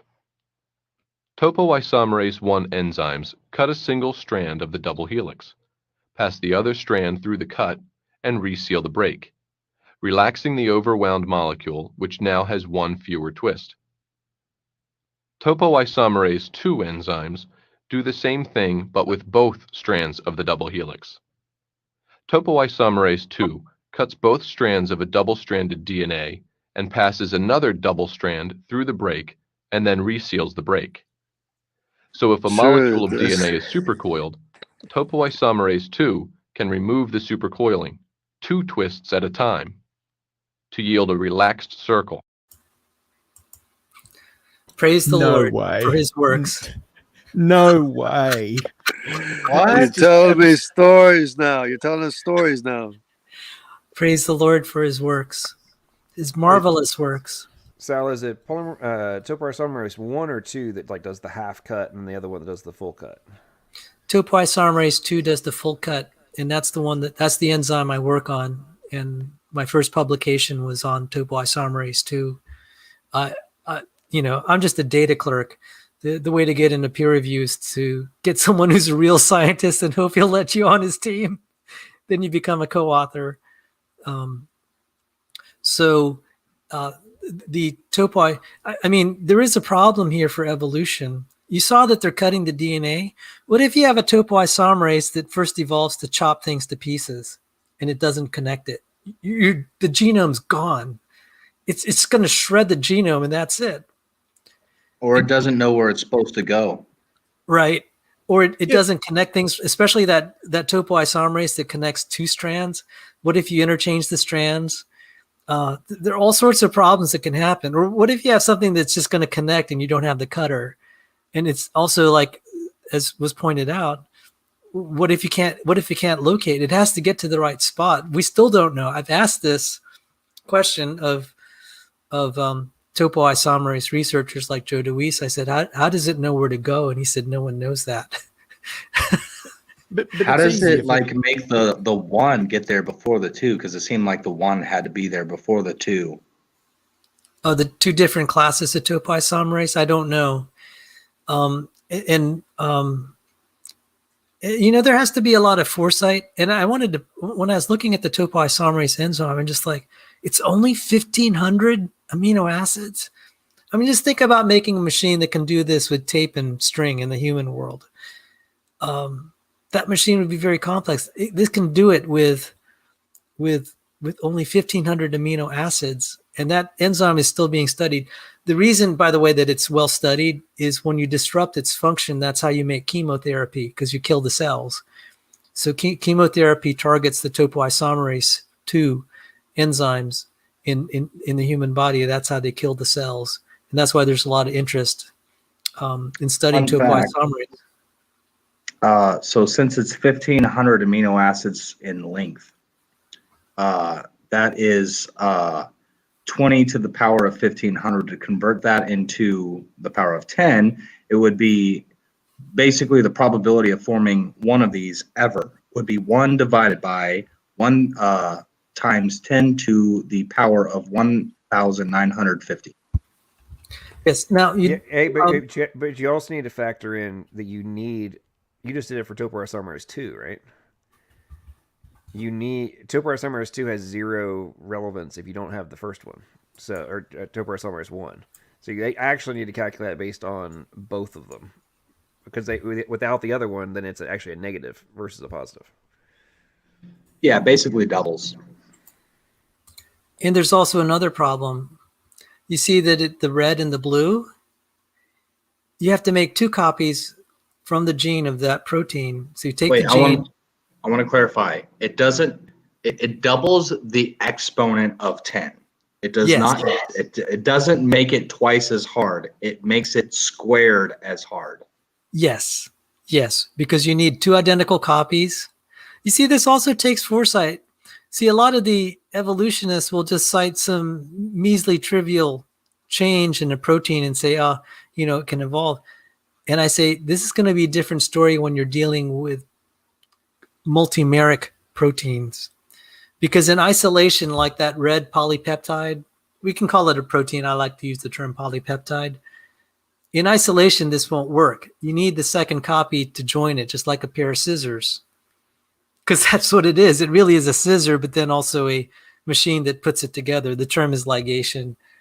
But yes, you need, like you said, it's a squared problem. And the helicase it's 6, 6 times whatever. So in this case, it's 2 times whatever. And this is a very powerful argument. When I was on a text-based kind of debate or forum, they hated when I kept showing pictures and videos. I said, it just sort of makes the point for you, doesn't it? But so Professor Dave says it's easy. And if it mucks up, if we get, the gene getting chopped to pieces, it'll just evolve again. It's easy. Yeah, he's a comedian at this point. Yeah, there's not enough time for that. So, it's a complete suspension of disbelief. Guys, They're incredibly ignorant. Listen, it's so easy. We can build a machine that can do it. That's right. It's so easy. They're machines that do it. Yeah, because machines just happen naturally. I really, I would have loved to have been a fly on the wall for when Dr. Tour first heard that statement. Like the first time he watched that video. He made the jokes about, falling out of his chair and that, his peers that watch this are also probably falling out of their chairs. I really would have paid to have seen been the fly on the wall for that one. I mean, because that he had to have been losing it and multiple times. Like that, obviously controlled himself on camera. They probably had to edit out some stuff. I'm not suggesting that Dr. Tour went off on like expletive rants. That's not what I mean. I can just see him like, what? What am I listening to right now? How does this guy have a degree in chemistry? Are you kidding me? Where did he go to school? Like what? I can only imagine what was who was his professor? I'd like to be a fly on the wall in his head. What was he thinking that he didn't even express out loud when he was like, what thoughts went through his head when he first started hearing this? Oh man. I mean, it's painful to listen to some of this stuff. And it amazes me, the more that I've read up on abio and the more I've learned about chemistry and such, when I read the Evo papers and I'm pouring through what they've discovered and the molecular biology and such, I'm reading through what they've discovered and it's like, oh, cool. And then when they like get to when they start trying to do the requisite oh, it must have evolved language. I'm just like, this is a joke. Seriously? Oh wait, oh, there was a couple of mutations, therefore, new function comes into existence. Like, come on, man. Yeah. Yeah. And I think you were making a comment recently about information. And someone had made a comment on one of your videos. I started watching it and didn't get finished. But yeah, I think you said syntactic. But they redefine information to mean almost nothing. So it's easy. Yeah, everyone wants to circumvent the fundamentals, and Dr. Tor's making the point in the video tonight of just like he's like, all the stuff I'm talking about, we're not even getting to the information problem yet. Like, that's not even, and Dr. Stadler and Dr. Change Tan talk about this in their book, Stairway to Life, of like, that's not even a problem. That's like way further up the food chain, even accounting for the coding problem. We're back at the, as Dr. Tor says, the building blocks of the building blocks problem. And so from a modern tech standpoint, it's like, we don't even know how to make the silicone yet, kind of thing. And you're claiming that we somehow are. That's why I get so pissed, excuse my French, and irritated about the EVOs when they go on their tangents about like, oh, well, we don't really have to care about that. And, abiogenesis has no bearing and all these things. And I'm like, you're acting like figuring out how the first microchip created itself, came into existence, has absolutely zero bearing on advancements in technology in relation to smartphones. Like, are you telling me the exact same principles aren't in play in relation to the underlying principles for your for any microchip? You're saying the same logic doesn't apply, and you don't think we should have to account for that? And understand how that's possible in relation to now? Oh, well, it just happened. It just happened. Yep. Really? Yep. That's your argument. Okay. Yep. That's why I have such a hard time taking them seriously. It's like, if you actually think that your point has substance, then you're an ignorant fool. And I have a hard time, I don't think you're actually using your brain. Therefore, why should I accept your hypotheticals and your supposed explanations for something when you state the underlying principles have no bearing to their argument? I'm like, this makes no sense to me. It reminds me of the scientist in Evolution versus God, Ray Comfort. She says to him, I think the problem with creationists is that they don't have enough imagination. Yeah. Yeah, that's what you need. That's what you need to believe evolution is imagination. Which isn't science. It's not science. It's not science. It's imagination. The thing is, even if you have the information, it still has to be completely assembled and functional in order to work. And the mechanics of everything has to be all together working. All this animation that we're seeing, it all has to be together at one time, functioning and working, or you don't have life, And of course, the information is impossible by itself, and there's other information too they're finding out. Hey, Sal, was that the mTOR metabolic pathway you were just showing? Hi. The first one, the earlier one. I'm sorry, I'm totally messing this up. One of them that was very packed is a standard one that people will throw on their wall. There are lots of them for biochemists, professors of biochemistry. You'll paste them on their wall. And Dr. Tur probably had one very similar to that. And then the next one that I showed was specifically for making nucleotides, since Argatha said what did it involve. And I actually am embarrassed to say I'm not very familiar with the nucleotide, the metabolism for it. Shame on you for not fully understanding God's creation. Yes. And isn't it true they were saying, well, this is one diagram, but it's a simple diagram. There's other more complex ones that show everything that's happening. Oh yeah, I mean, there was one that is unfortunately really blurry, but it was the original one by Roche. You needed to zoom in, and it would just be like one. It'll fill your screen, and it's packed. And then when you zoom out, you're like, there's so many details, I can't possibly see them all, even on a big diagram. Unless you have a magnifying glass, and only then, because it's all interrelated. And it's like, well, how much of this can we knock out and still live?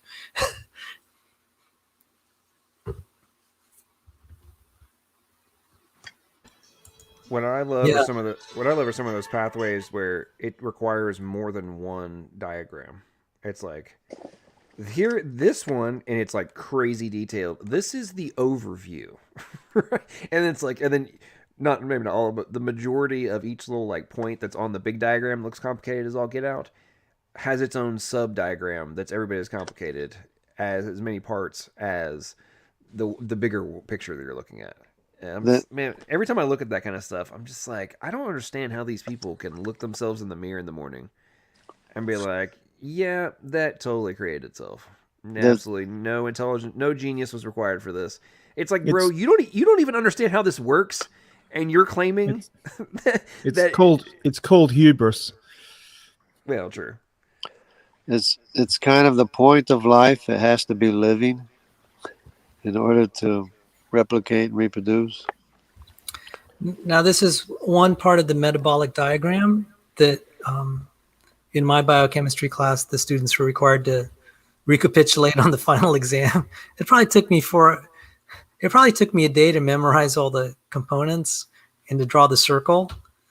And biochemistry is a lot of that. You're just memorizing diagrams and chemical diagrams, and it's just like reading a phone book. I mean, a lot of it is just this connects to that, and you just have these parts lists. And that's why sometimes when studied in university and in years past, it would seem very dry. It's not like we have today, where we have all these animations, and you can actually see when you zoom out, you get to see the forest through the trees, and you get to see the wonder of it all. Because like when you're seeing that ATP synthase, if you just imagine reading through the whole process. This connects to that. This thing throws this part to that part. And it just goes on like that. But when you get it animated, you get to see it. So, yes. So some of these terms float out, but life has so many of these networks. It's unbelievable. And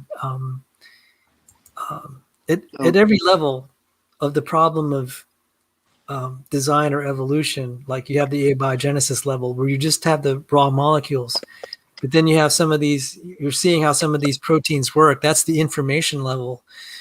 Where does the insight come to make these machines?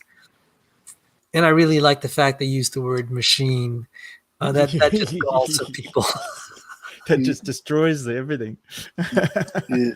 I remember when the guys won the Nobel Prize for filming, videotaping some kind of something they glued to the ATP synthase as it was spinning.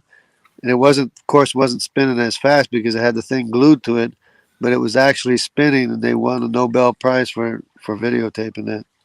Yeah, and what's really very sad is one of the guys who won the Nobel Prize for his research on ATP synthase, he became an atheist late in life. And I was like, man, you're the guy, it's right under your nose. You spent your whole life seeing how this machine works, and you just think it didn't happen by design. A spinning electric motor, yeah. Once again proves that it's got nothing to do with science, it's got nothing to do with intellect. Yeah.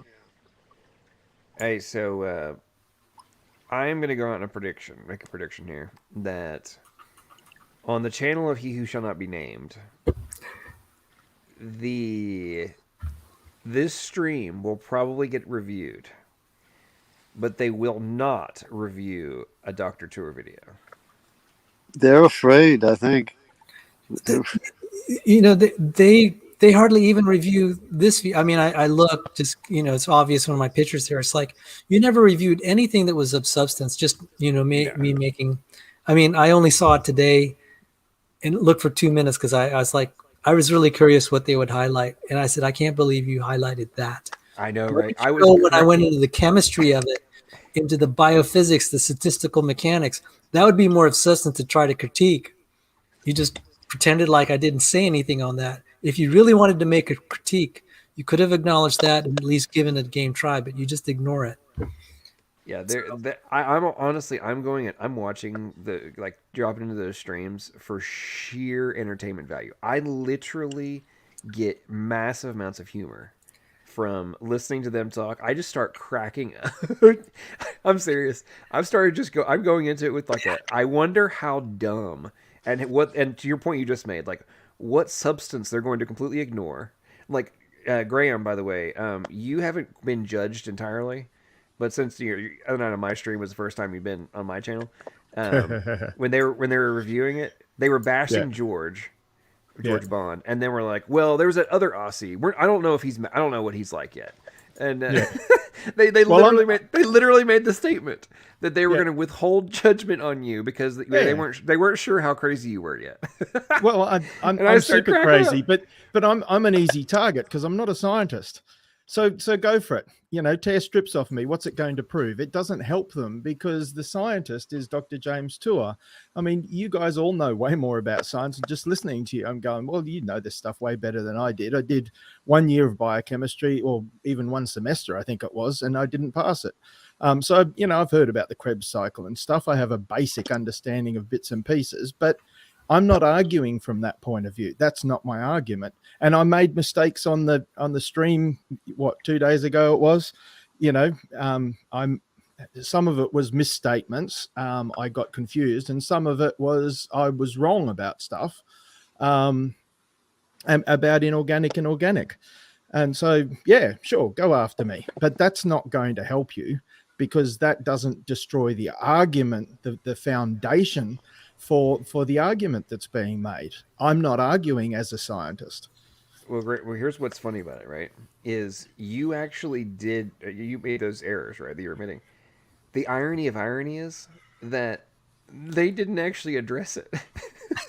No, they can't.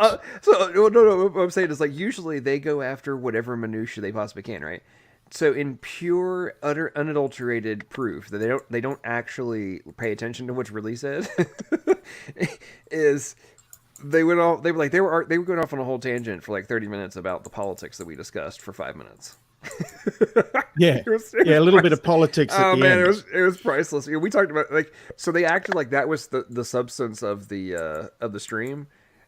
Was what we talked about at the very, very end. Didn't watch a single moment of. Yep. We were actually going through the Dr. Trivia. Oh yeah, and they spent some time. I kid you not. He literally said, "Oh, and they spent some time reviewing the Dr. Tour video." some time, we spent 90% of the stream. Yeah, we went through the entire video, and what you got out of that was, they talked about some politics. But this is the deception, and I don't know how much of it is deliberate. I don't know how much they're aware that they're deceiving people and how much of it is that they are so deceived themselves that they can't help being deceptive. Because they cannot, even if they became aware of the truth, for a fraction of a second, consciously became aware of the truth, they would immediately suppress it. Romans 1:18. They do not want to acknowledge that the light exists. Right. And we know that happens. That's a psychological phenomenon because when God said, "This is my beloved son in whom I'm well pleased," some people said it thundered.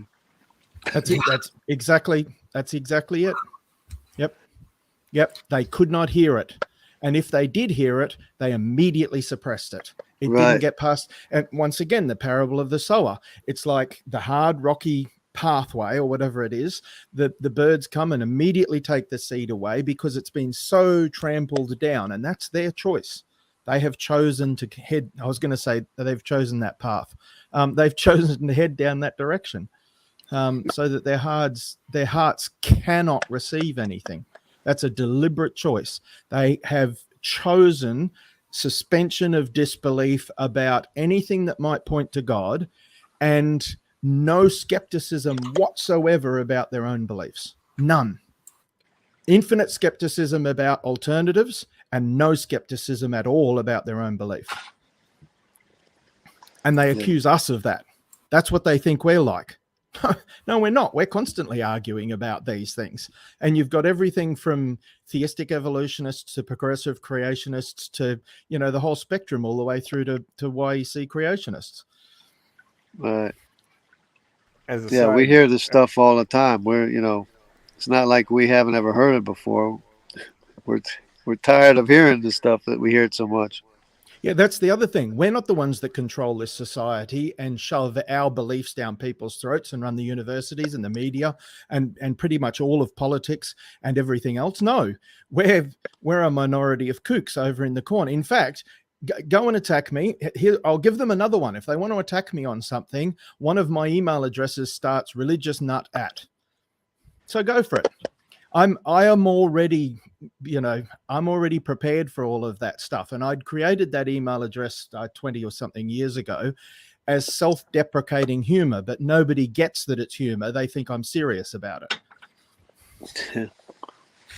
Well, we do have somebody calls himself the Bible thumping wingnut. Yeah. Yep. And well, if they want to throw insults at us, I was called Four Eyes in school. I was called all sorts of names. And back then it used to hurt me. I used to go home crying and all sorts of stuff when I was a child. But now I'm an adult. Throw the insults at me. All it does is prove that you're the immature one. How about we deal with the issues? If you can show me something substantive that I'm wrong on the issues, like, for example, that I make mistakes about organic versus inorganic, okay, well, I'll correct that. But right. Once again, that doesn't change the foundational beliefs and the foundational. It's just, it's childish. It's incredibly immature. I used to say a long time ago, I say, if I make a mistake, I can correct that. Can you correct your mistakes? Well, it was a long time ago. I'd say one of the things that's really been showcasing kind of the points that we're all making right now, which is in the review video we were doing the other night, nobody made any objections to what Dr. O'Toole was saying based on the substance. It was the very, very few objections were, oh, well, I'm looking at his credentials. He's not a biologist. Therefore, whatever he's saying has no relevance. Yeah, except this is not biology. It's not biology. Well, then they go the next day. Oh, well, he doesn't know anything about biochemistry. Therefore, this is not biochemistry. he has no relevance. This is synthesizing the elements. This is synthesizing those compounds before there's any life. That's what they're missing.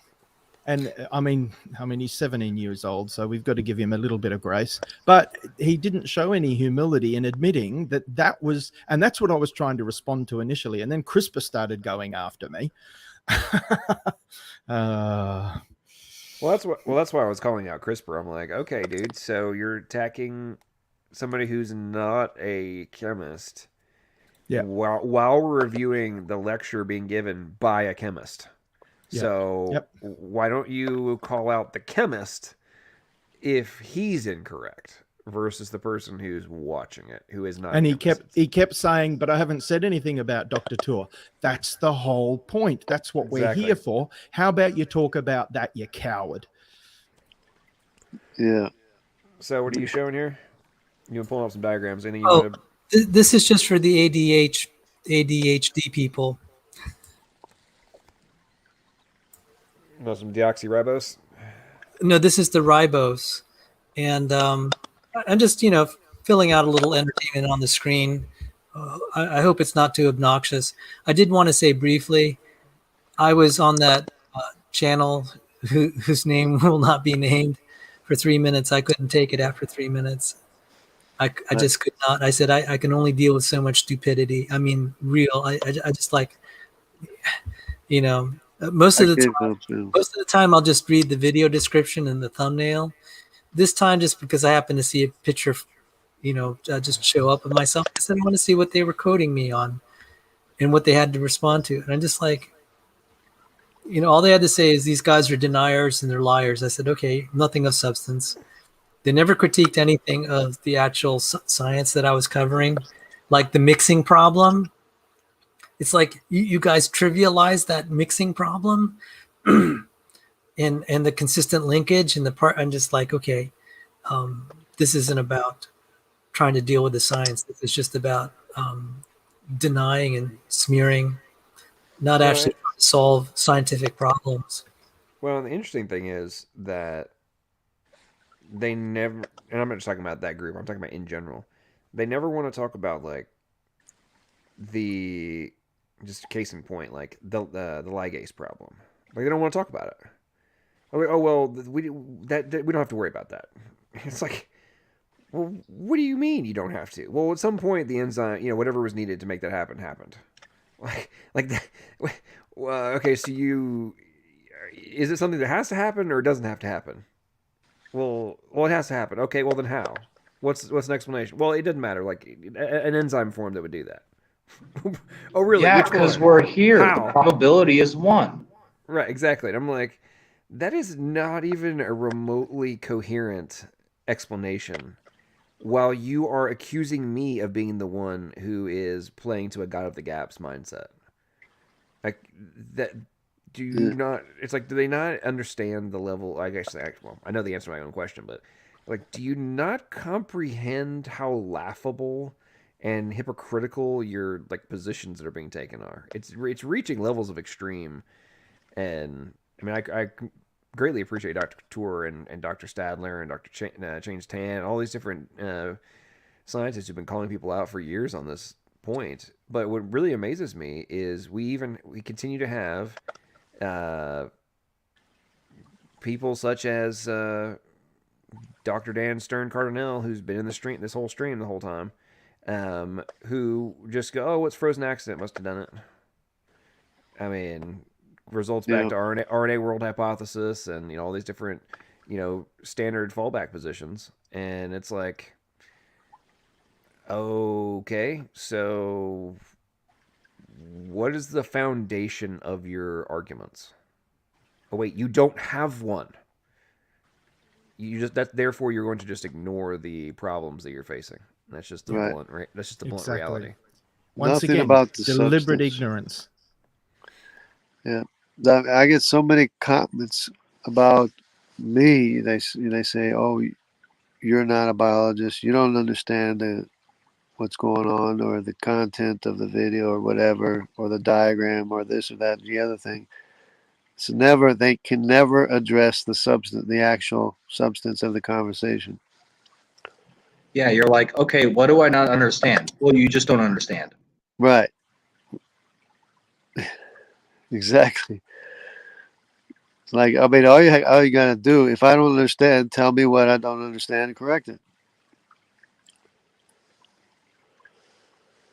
And they can't do that. And I'm not a big fan of Kent Hovind. He makes lots of mistakes. But one thing that I do love about Kent Hovind, that 2 Peter 3:5, for they deliberately overlook or willfully ignorant, dumb on purpose. Yeah. I love his rephrasing of that. Yeah. And I also love that he points out that agnostic is the Greek equivalent of the Latin term ignoramus. Well, yeah, it is. It's a claim to not know anything. Yeah.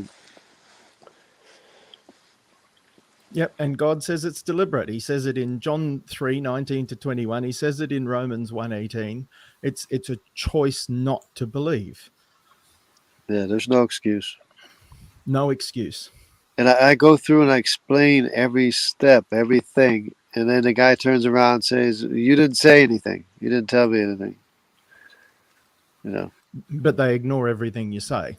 Yeah. Or twist it at best. So you don't understand it. Oh, but they can't tell me. Understand. They can't tell me what I'm saying wrong or where I went wrong or anything. They just say, "You're not a biologist." Yeah. Or they just assert things that aren't true. Well, you're not a scientist. You can't accept it. You'd never believe it anyway because you're a Christian. Oh, like Isaac Newton. And you'd never believe me anyway because you're an atheist. That's a good response. But that doesn't go anywhere because it's a logical fallacy. But Yeah, you can never get them to see it. Even Yeah. when you point out Copernicus and Kepler and even Galileo, they love using Galileo as, oh, Galileo fought the church. Well, not really. He had a political and personal dispute with the Pope at the time, partly because of his own arrogance as much as anything. But yeah, I mean, the list goes on and on of Christians who were scientists. Oh, that was back in that day. Everyone was a Christian. No, it's not true. That's not true either. Well, I think when somebody commits a logical fallacy, turning it back on them with their own view or their own admitted statements that they've said previously in the discussion, that's a great way for, I mean, if they can't see the fallacy at that point, then there's just no hope for them. Yeah, and that's nearly always where I get to. When I have discussions with these people, they can't see it. I've never found one that can be reasonable, but I'm not going to stop trying. I give up on like Speed of Sound's channel. I gave up a long time ago, even checking them out, seeing what they have to say. But it doesn't mean that I believe that they are impossible to reach. It's just that it's beyond my ability to try to help them, I guess, But they could technically, they could still be saved, theoretically. But yeah, that's right. While there's life, there's hope. If they're still here on this earth, then God hasn't decided it's hopeless. So we need to be careful not to pull. I tend to block people fairly quickly if I can't, have a reasonable conversation with them, because it just frustrates me and makes me angry. But I've got to keep reminding myself as well, they're still here on this earth. Someone's got to try and reach them. Yeah. I emotionally, I agree. But, my wife and I were reading scripture earlier tonight, and we ran across Matthew when Jesus said, "Don't cast your pearls to pigs." Yeah. Good one. Don't cast what is precious to dogs, lest they turn and trample you. And I thought, who's he talking? And I've always thought, who's he talking about? What's he talking about? And he's talking about what we deal on a daily basis. That's kind of where my head went. The thing that strikes me about that verse is where it's placed. So the context is, for 2 chapters, Jesus has been emphasizing the law and the holiness of God and the impossibility of us being able to do it ourselves. So in chapter 5, in the first chapter of the Sermon on the Mount, he says your righteousness needs to exceed the righteousness of the scribes and Pharisees. And everyone's going, what? Impossible. They're the most righteous people on earth. That's the point. And at the end of chapter 5, he says you need to be perfect as your Father in heaven is perfect. And people go, oh, that doesn't really mean no, perfect as your heavenly Father is perfect. How perfect is he? Perfect.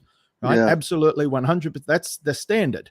And then, chapter 6 continues it. Chapter 7 gets into, don't go judging other people until you've taken the plank out of your own eye. People just take the first 2 words, judge not, and think that that's what those 5 verses are about. It's got nothing to do with not judging. He's actually saying don't judge hypocritically, because by verse 5, he's saying to judge, but he's telling you how to judge correctly.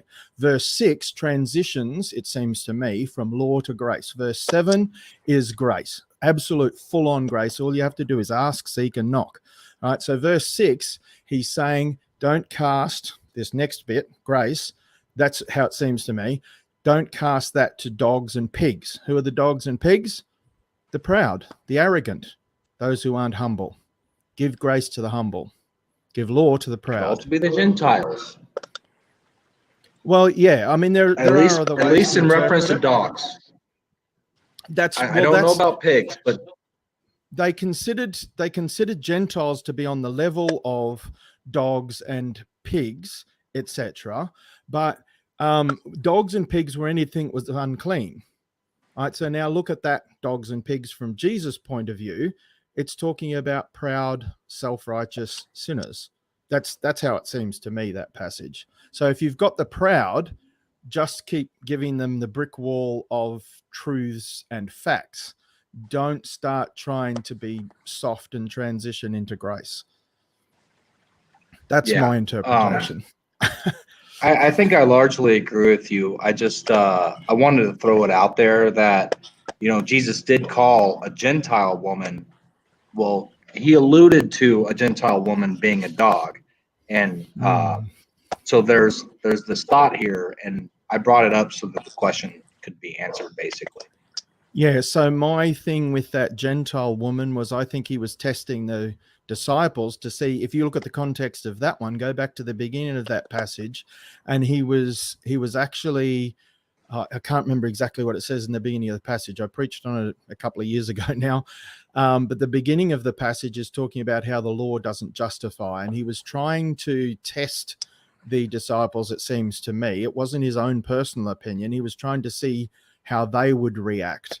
And that was their thinking about her. But Jesus didn't treat her like that. So his words, it seems to me, if you interpret it that way, that he was calling her a dog because that was his thinking, that doesn't line up with his actions. So I don't think that's what he was doing. I think he was testing them and they failed. And so he's giving them a practical lesson. No, she's not a dog. And she even accepts the label. She has the humility to admit, yeah, but even the dogs eat the crumbs from under the master's table. And so in her humility, he responds to her in grace. Yeah, he was amazed by her faith. I got to push back on you a little bit because Jesus said he was not sent but to the lost house of Israel, or the lost sheep of the house of Israel. He still ministered to a lot of Gentiles. I know. Well, what I'm saying is that I think that when Jesus said that to that woman, the point was that he wasn't sent to Gentiles yet. Yeah. That was for after, well, he did go to Gentiles after he had sent the 12 out, when he told them to only go to the 12. And then, if you want to consider Samaritans, Gentiles, which I think some people would, but largely he just went to, half Gentiles. Yep. He went to he went to the Jews. That's who he was sent to, because he was supposed to bring the kingdom of heaven, but the Jews rejected him, and that's when he eventually sent Paul. Yeah, and Paul reiterates that Jews first, then Gentiles. Romans 1:16. And Cornelius and stuff. Yeah. Yep. And whether people realize it or not, most people are descendants of Israel by now, anyways. Yep. That's interesting. Even, I'm a direct descendant through the male paternal line, if my calculations are correct. But even if I'm not, I'm still connected in many, many ways through many, many lines of genealogy. Well, after 3,000 years, it's nearly impossible that we wouldn't be. Right. Exactly. You only have to go back 1,000 years, and we have more ancestors than, like, if you divided every single branch into all of the ancestors as individuals, those number of individuals is greater than the number of human beings that have ever lived by a long way. So a lot of those individuals have to have been the same person. Right. And so the further you go back, the more likely it is that we've all been mixed in. Even if you just ignore Noah and whatever, all of that stuff, even the mixing of all of the genetic material, and that all of us would have at least one Jewish ancestor by now. Yeah. 10 generations, you have 1,000 grandparents. I think 20, you got like 1 million or something like that. Yeah, that's right. It's that doubling, the chessboard with double the grain of rice every time. Yeah, and like you said, at some point, it instead of widening, it narrows down again. Yeah.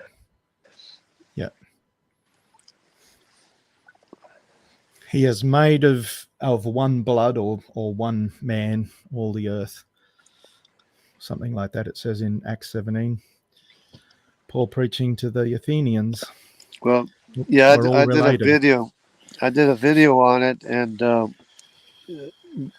basically all of Europe is almost like 95% Semitic mitochondrial DNA on mtDNA haplogroups, the mother side ancestry. Well, the problem with that is that, at least as far as the example that's given in Scripture, is that the lineage passed down from the male. Like, I know that it's easier to track mitochondrial DNA, but the male line is, a lot of things are passed down through the male line, but then again, an inheritance is through the female, and probably because she's the survivor. While the males are being knocked off and killed off in battle, the female gets the inheritance or something. yeah. So like, kind of what I'm thinking is, if we have a maternal, or if the majority of the Earth population has a maternal Jewish ancestor, does God consider us Jewish? Yeah, I would think so. But the thing is, there's Judaic mitochondrial DNA, and then there's Asian. There's also Asian mitochondrial DNA. I mean, Semitic mitochondrial DNA in Asia, which is not the same lines as what is the Jewish mitochondrial lines. If that makes sense. In other words, there's a lot of lines of mitochondrial Semitic DNA. In fact, there's more lines of Semitic DNA mitochondrially than the other lines. Yeah, I'd agree that God doesn't necessarily consider us a Jew simply because we've got a female Jewish ancestor, because like you said, it's always traced through the male. There's occasional Jews, females mentioned, but in Jesus' genealogy, the only females mentioned aren't Jews.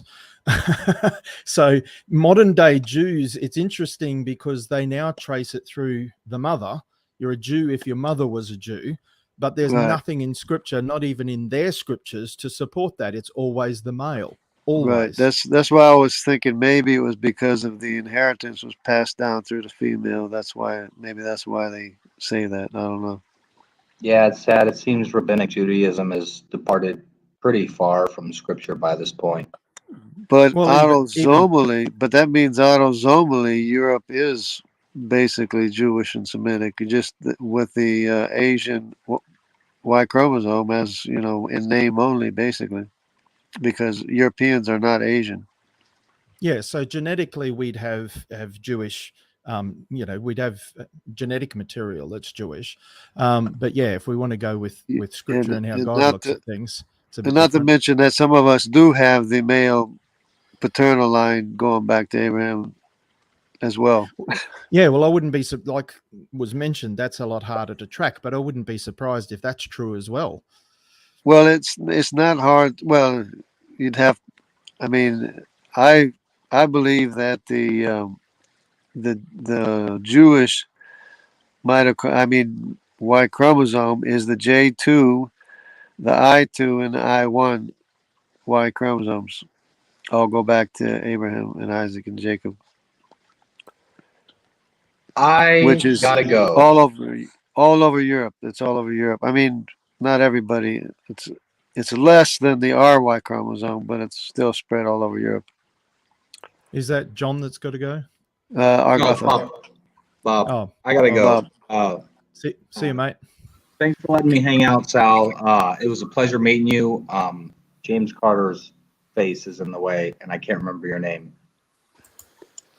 Graham, yeah. Graham. I don't think I've talked to you before. It was nice meeting you. Yeah. I'd love to have more discussions, especially about theology, because it sounds like you're a preacher. I have preached a lot, yes. So our church doesn't have a pastor, and there's 4 of us men that carry the preaching. Well, good on you. Good on you. It's a great calling. It's a high responsibility. And nothing excites me more than God's word and try and understand it and explain it. Yeah. Well, God bless you all. 1 Corinthians 15, 1-4, the gospel by which you are saved is that Christ died for our sins according to the scriptures. He was buried and he was raised again from the dead according to the scriptures. Amen. Likewise, Bob. Take it easy. Here, Bob. Good to meet you. See ya. Have a good night, Bob.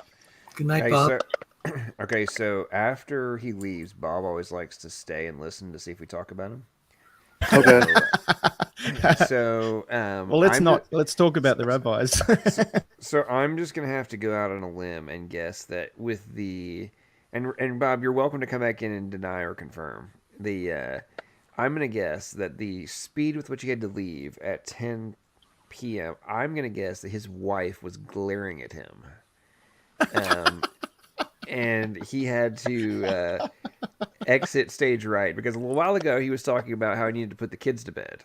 And he Yeah. left. Then he came back. I'm betting that one of the kids didn't go to sleep properly, and then his wife came and opened the door and was like Yeah. giving him the eye of like, Bob, get back out there and do your fatherly duties and get these kids to. So Bob, But that's okay. So but that's Bob, okay. So Bob, whether it's tonight or tomorrow, if you come back to see if we talked about you afterwards, we're just gonna guess that you had to go be a good father, and good on you. See if he responds. Yeah. I want to mention one more thing about the rabbis. So Talmudic Judaism has strayed a long way, but we're 2,000 years away from how far they've strayed from Scripture back in Jesus' day, how pagan they were back when Jesus was walking around this earth and he was rebuking them. And now we're 2,000 years further down the track of how pagan they are. Yeah, I would agree with that because there's certain things that the rabbis do that are in direct contradiction to what the New Testament actually says. Such as, it would be better if the woman were shaven, and they Orthodox Jews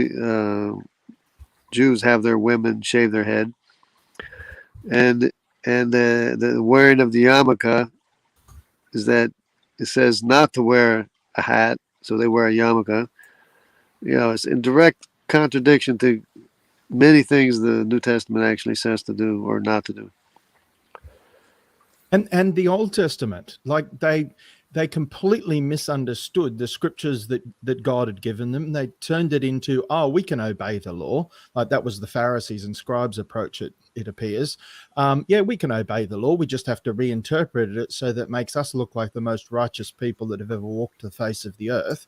And yeah, I'm righteous because I'm obedient to the law. And Jesus just came and destroyed that by pointing out, no, hatred in your heart is murder. Lust is adultery in the heart. You guys have destroyed my law, and I'm going to take it back up to the high standard of showing the holiness and perfection of who God actually is. And the purpose of the law is to condemn us. Well, the purpose of the law, firstly, is to show us who God is and his character. But the only thing that it can achieve is to condemn us. It cannot save. Because they would nullify the law with their own law.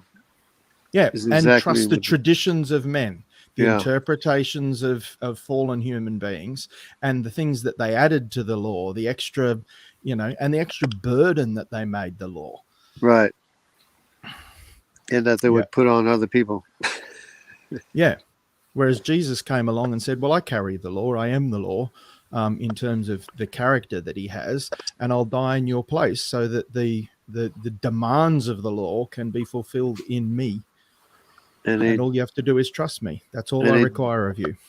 And he drove the money changers out of his temple. He got angry. I get condemned for getting angry occasionally, and sometimes it's fleshly, I'm sure, but anger in itself is not wrong. Right. And we've got a long way from the conversation. Sal keeps popping up pictures and might let him take back over again. Right. The point of his channel is not necessarily doctrine. Theology. Yeah. Theology. Well, as I said, this is for the ADHD types, and then we can actually cater to two different audiences at the same time. Yeah, that's right. You can choose to either watch or listen. Yeah, but I knew somebody named Graham in Brazil, South America, where I was raised, and he was from England, of course. And he was one of the people that treated me whenever I got sick, and I was sick a couple of times. Dr. Graham. Yeah. But he was a missionary too. He was a Yeah. Good man. yeah. And because we had Canadians, we had English, and we had Americans, and I was one of the Americans. Any Australians? And it was in South America, so no, we didn't have. We had Russians, we had Germans, Russians, but I can't remember any Australians or New Zealanders or. Yeah, our population's pretty low, and it's pretty far away too. Well, about as far as England, just the other ocean. Yeah, the other way around. We're in the same hemisphere. Well, if you fly south, you can get there pretty soon, pretty quick. Yeah. I mean, it's 9 hours plus whatever it takes. 9 hours plus 14 hours, and there you're in Australia, flying south.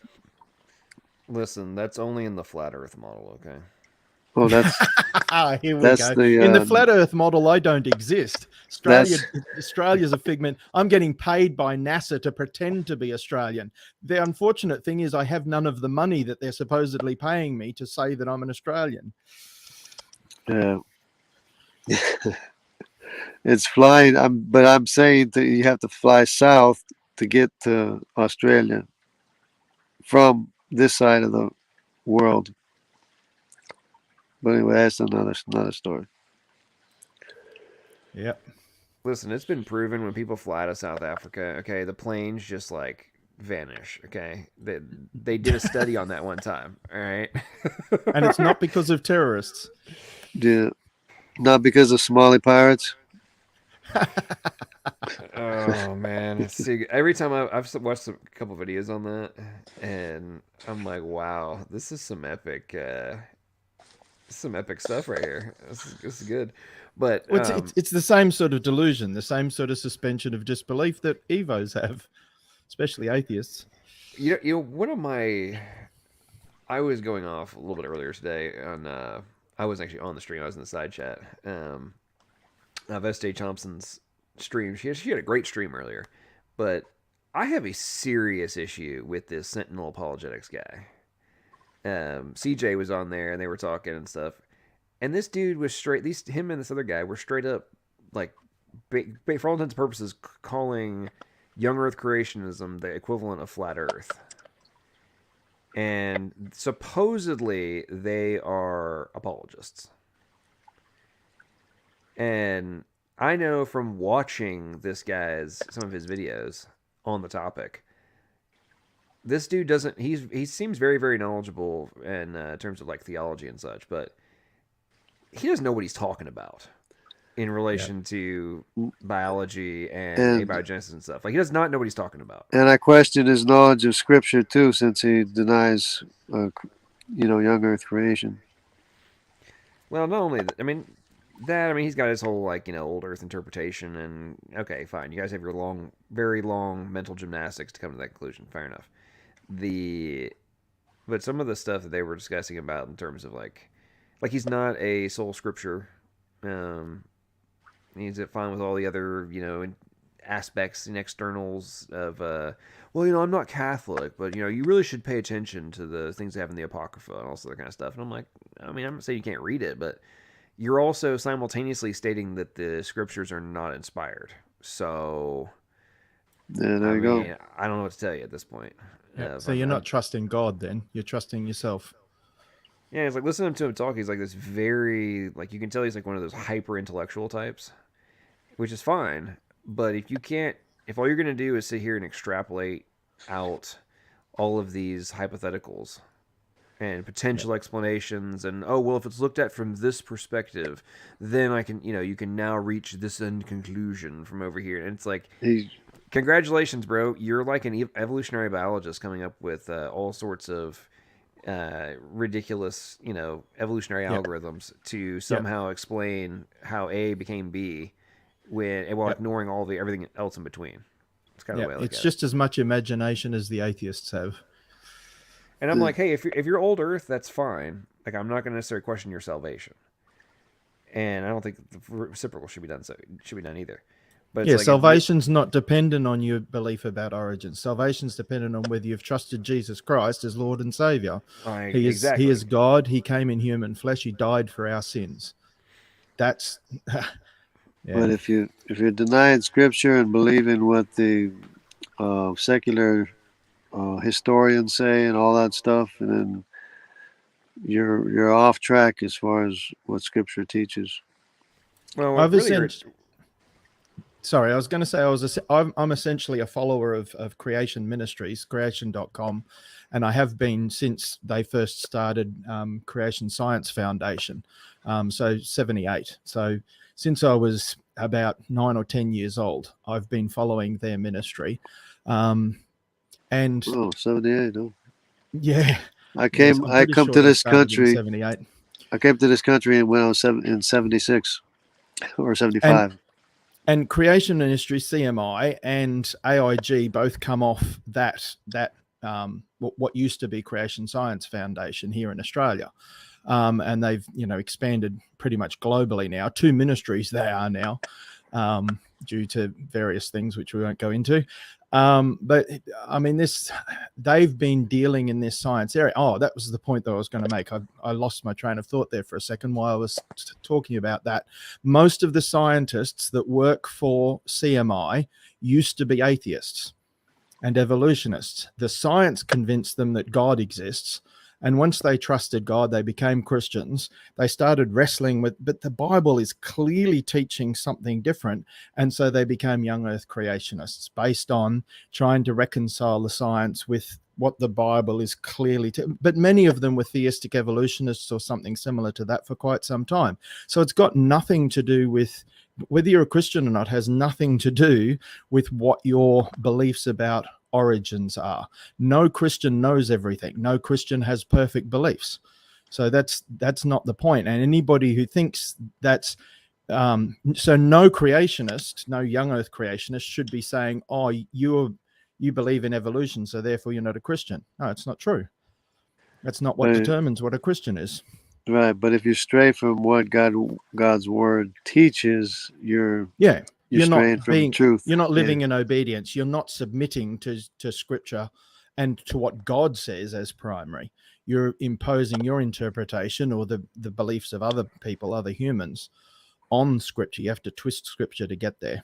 And we believe what's true. We have to believe what's true, and that involves creation and human history.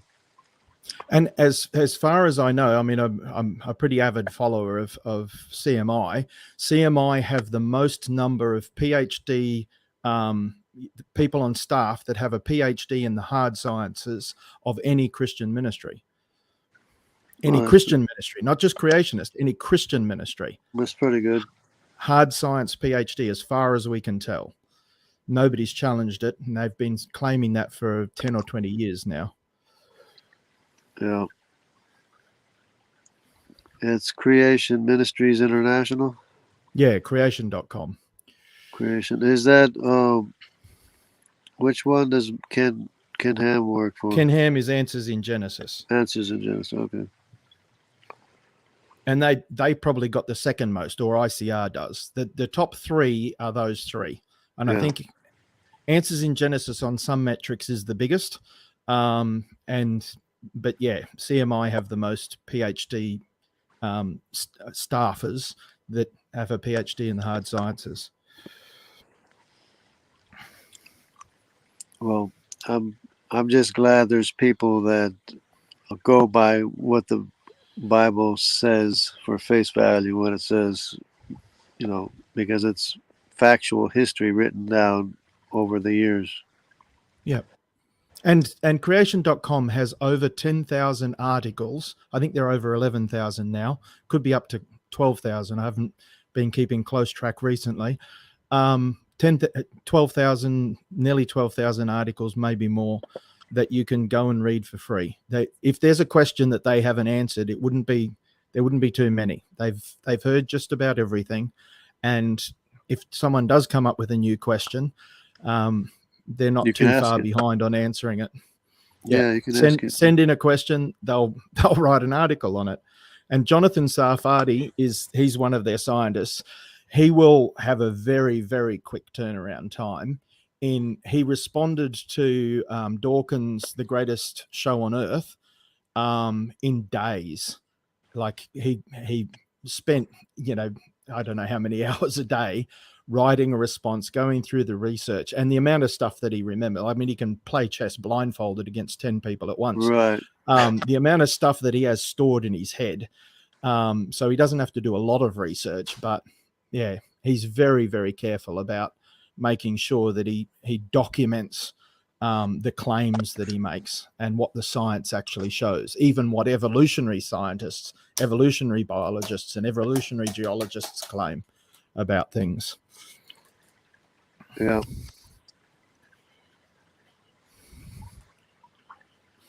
So you'll always get good answers by going to them. Well, I thought it was interesting. A couple of things. One, Dr. Jensen said that he had some controversial findings. He said that the Jewish people are actually Turkish.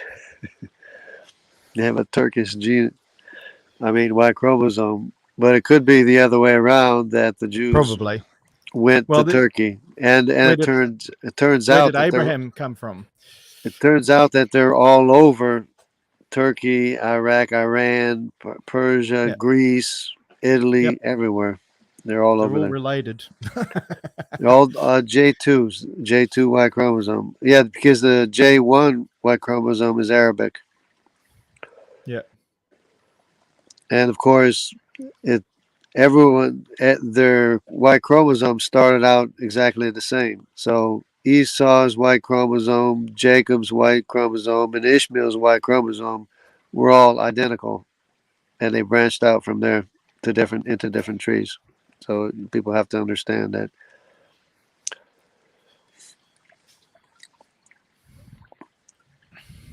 But the other thing would be that it's interesting how Semitic Europe is. If you just remove the Y chromosome, the RY chromosome from Europe, or just like didn't consider it and looked at everything else, it would look like Europeans were Israelites and Jews or Judaic. Yeah. Can you help me understand how you can identify these specifically the tribes for certain? Because it seems like it would be too well, yeah. They used to go around saying for years and years they were saying, oh, the Danites named the city of Dan, they named the Danube, they named this and that, and they seemed like a bunch of quacks, right? But then now that we have the Y chromosomal evidence that we do have the I chromosome going all through Europe, all the way up into Scandinavia and Britain and everywhere, England, and the Anglo-Saxons and the Germans, and just all over the place. The Y chromosome, which is a Semitic Y chromosome, which is it branches the IY chromosome. The IY chromosome branches off from the JY chromosome, and there's two JY chromosomes, of course, the J1 and the J2. One is Arabic and the other one is Judaic, and the I is for Israel, the 10 tribes of Israel. So I guess I'm just wondering, like, what verifies it as the J, like, compared to what? Is it because that you could take the comparative of everything and then kind of make a model based on the biblical genealogies? Yeah. But because all I did was look at Jewish populations, like be it Sephardic, be it whatever, Portuguese or whatever, and I look at the pie chart, and you see kind of like a signature of the Y chromosomes that they have in their population, which includes EY chromosome and other even RY chromosome and everything. But the thing that stands out would be the J1, the J2, the I2, and the I1, And then there's sometimes a signature accompanying, which is other Semitic Y chromosomes, such as the GY chromosome, is sometimes present, and sometimes the TY chromosome is present, like a signature thing of the population, depending on where they are and stuff, you know. But yeah, but what always shows up and it is the J2Y chromosome and the I2 and I1 and the J1. And in the mitochondrial DNA, it's always the HV, the H, and basically that's it. Sometimes it's just straight H and HV, you know. And that's all over Europe too, for that matter. Yeah, it seems like it makes sense to see correlations with the scriptural that you could do it with the scriptural genealogies and maybe the like the splits and stuff that are mentioned. But it seems like it'd be hard to like actually identify tribes because of like what would you could you even do that? It is because we're not there yet. I mean, as far as identifying each individual tribe, but for the time being, we can identify the Arabic population, the Judaic population, and the rest of the 10 tribes of Israel. But it's not like you can Kind of like a identify greater category of Asher and Zebulun and Dan, and you can't really do that yet. okay. So, you know. So you can find like these may fall under the greater category that the tribes are under also, but that's the finer detail probably too. Gad and Asher. It's not like we can do that yet, but and some of them might be under the J2 as well, for that matter, you know. But I know the ones that went into Europe are I2 and the I1 are the ones that went deep into Europe. Yeah, I understand that there's still some weird anomalies with the different variations in the different populations around the world. With it's not clear either way how certain changes came. Right. I did see a Chinese tribe or group that did have a sliver of J2 population, which is the Judaic line in their population. In the Chinese, some Chinese tribe, you know, Chang tribe or something. Well, they all came from the same originally, right? From the Tower of Babel. Yeah, but the Y chromosomes are always separate. They're always that you'll never lose the Y chromosome that you have. I mean, no matter where you go in the world, no matter there who only be one, or shouldn't there only be well, like I said, it starts out the same, but it branches off into different trees and different branches all over the place. So once it's branched off into a J, it'll always be a J2 or a derivative of J2, and the same thing with the I and the other ones, you know. Because you can't jump from like one. Clades. Yeah, you can't jump from a J2 to J1 or an E3. You can't jump around like that. You'll always belong to the same tree Top that you down branched kind of off thing. from. Derivative. Right. Yeah, it's not. Once as it changes, So like if it sounds like de-evolution. If you're in China and all there is O's and Q's and stuff like that, and you're a J, it's obvious that you're a descendant of Abraham, paternally. Yeah, it's like how whales came from cows, you know, or cow-like animal.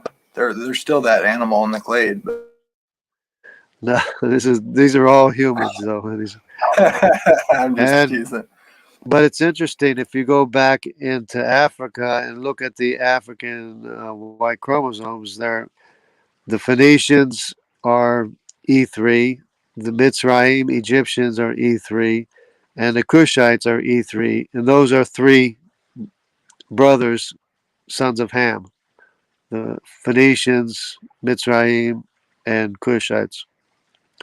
And then there's Canaan too somewhere, which I haven't been able to identify very well. He could be E3 too, or E2 or E1 or something. Well, didn't the Canaanites get wiped out?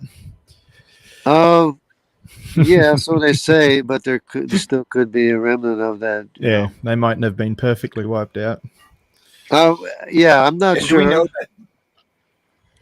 I'm not sure if they've been totally wiped out, but I do know that there's a E3 and E2 and E1s in the Jewish populations. Jungle. You cannot be leaving that doorway open, at least not in any proximity to praise, because if you do, he will flip back to serpent seed. Okay, there cannot be any Serpent seed. There can be no.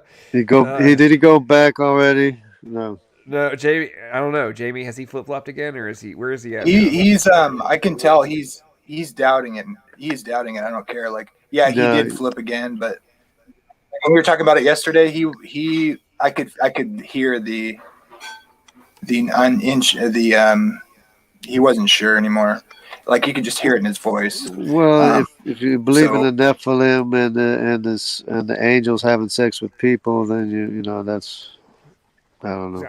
I don't have any issue with the Nephilim per se. I do have major issue with the first sin being that, and Lucifer being the father of Cain. I've got a problem with that. Yeah. Right. The Bible clearly says who the father was. Yeah. Yeah, it's a. Here's what I think, Jamie. I think that he is getting some kind of like major pressure offline about it. What do you think? That's the feeling I get. The way he like we're able to convince him, and then he's fine for a day or two, and then like comes back full bore, like no, I've returned to the church, you know, that kind of stuff. And I'm like, you got dragged back, bro. You got dragged back. Yeah, I mean, something's going on, dude. It's obvious what it is. And I called it at the beginning, not to brag or something, but if you're born into a church or whatever, and that everybody you know and your family or friends or whatever are believing that, you're not going to let it go easily. What do you think? Yeah. No, I agree with you completely, man. That's what I'm saying, getting dragged back in there. I agree 100%. Because you could tell, like, the mental gymnastics he goes through to defend that is, I mean, it's very obvious he's got, like, cult on that one topic.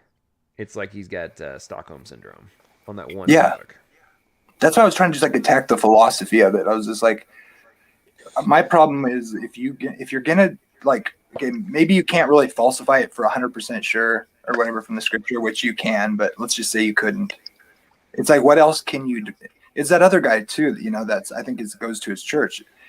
He doesn't have a structured principle for the idea. It's just like finding illusions, but nothing structures it. And so it's like it's to validate this guy, you know, that started the movement. And because you don't want to hear like the guy who started it like came up with erroneous doctrine. It like kind of throws it out. But I was just like, see what other similar type ideas you could come up with the same kind of willy-nilly exegesis and you know, principles guiding you. I just think it's problematic. And so I've been really trying to push Praise to give me a list of every argument that you think exists for the doctrine, and like put it in a you know, like a report or whatever, or something you could give to somebody so they can study it. And then that's why I want to get him to do that, so we can just take a look at that and then just, you know, dismantle it. Well, I mean, all I gotta say is, if the whole like exposition about like the trees and stuff, I'm like, do you not recognize the level of like invalidation, contradiction, whatever word you want to use, in relation to the overall argument? It's like, if what you're saying is true, and like trees are entities of some kind, like angels or whatever, then the Garden of Eden was a divinely created, like, well, I won't use the word on Sal's channel, but like adult facility, shall we say, right? Like, exactly. like that's you what can't just apply it how you want it and then stop using that application while it's still in the story. right. Yes, the Bible talks that way. But the part that gets me about it, in that context, and God's to each like they will eat of the tree of life. So if that is Jesus, then obviously you're claiming that that's what they were worried about. That's what God was worried about, was that they were going to go sin with Jesus. Yeah, it's just ridiculous. I mean, it's so to me, silly. that's why I went off on him the other day about like I'm like, bro, you're running head first, and he doesn't even realize it. It was like, man, you're running head first into like full scale blasphemy, in my opinion. And they laugh at it, saying it's like Mormons, and it's like, dude, no, you are no more justified than the Mormons are. Like they might take it further, but you're doing you're making all the same moves, like literally with pre-existence, and then the idea that what was the other part of it? But yeah, that one guy.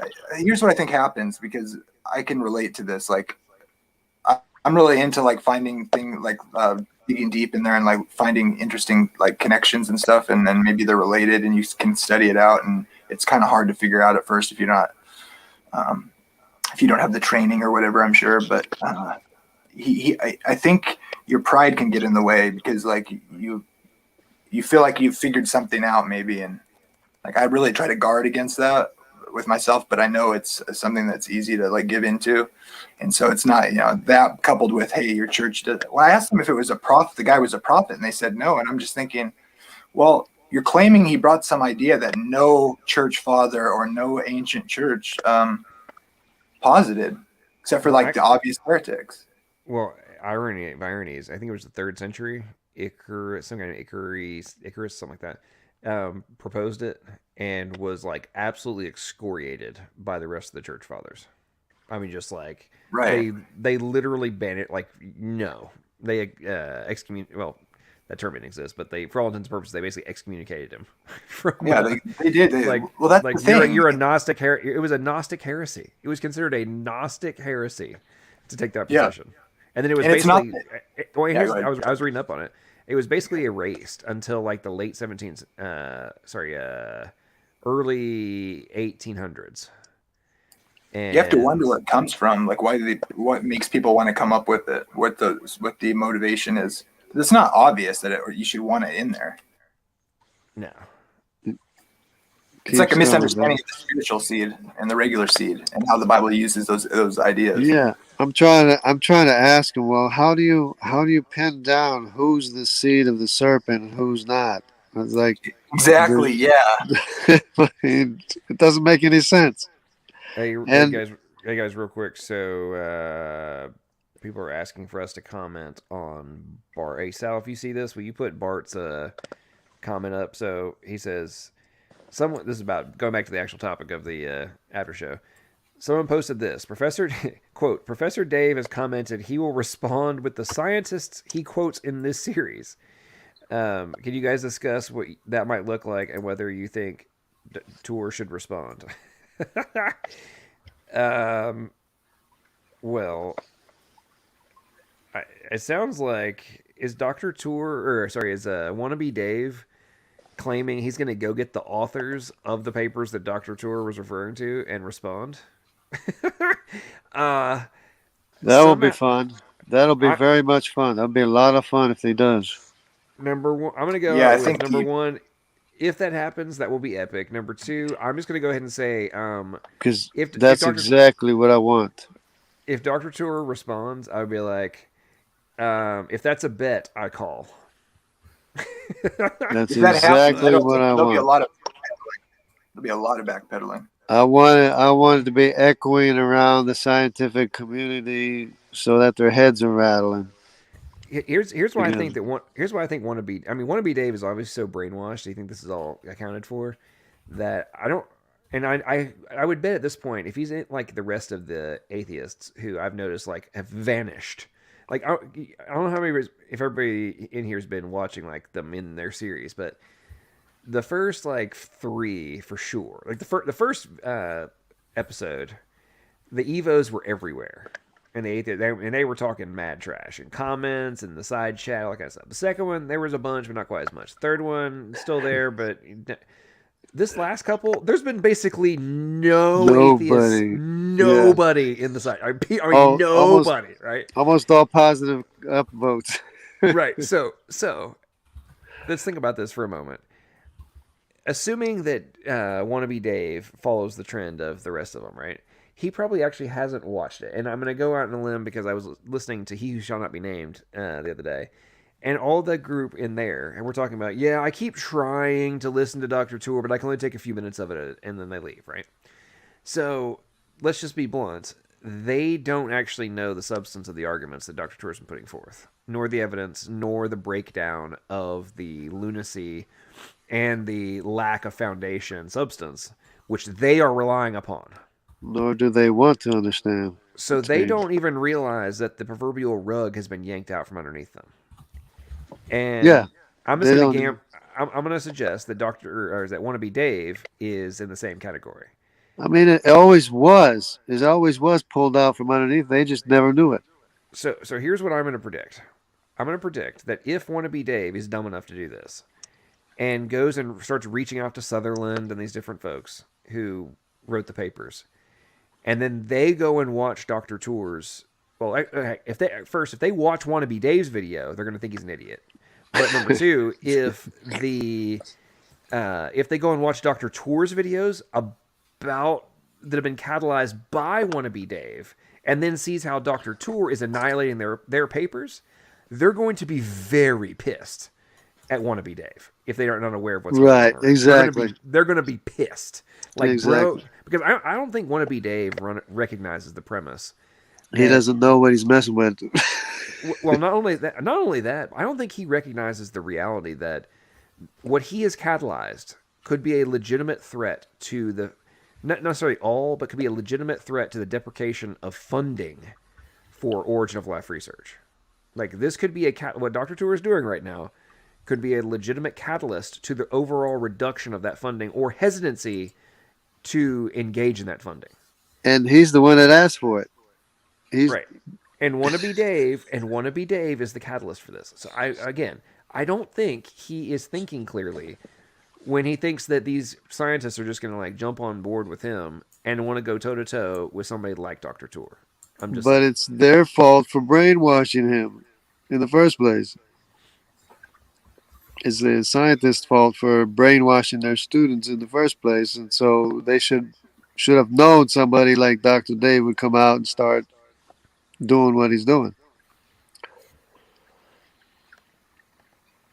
Agreed. And of course, they're digging their own grave, so because they don't know who they're messing with. Yep. Very true. Hey, so that video that Dr. Carter just linked, I haven't seen this one, but I watched a lecture on that concept with the exist epigenetic activation, deactivation. Very fascinating stuff. Very fascinating.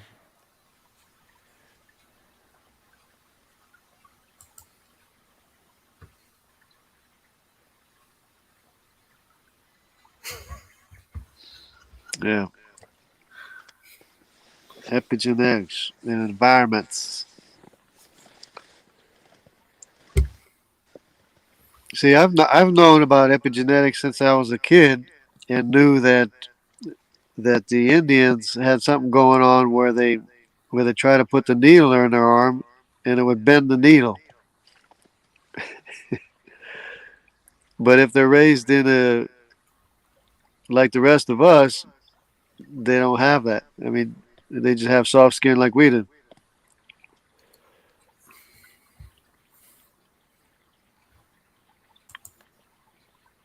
See, so you can't. There's a lot of things you can't push over on a missionary kid, Sorry, my comment was responding to Bart, who said you said Dr. Dave, he's no doctor. I didn't hear that. So I was responding, yeah, he calls himself Professor Dave. He's not a professor either.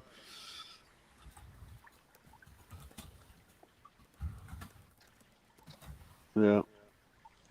No, but they got it coming to them. For Smoke and teaching mirrors. nonsense. You Call can't yourself a teach. professor. You can't teach nonsense and expect, people to act rationally. It's got to come back on you.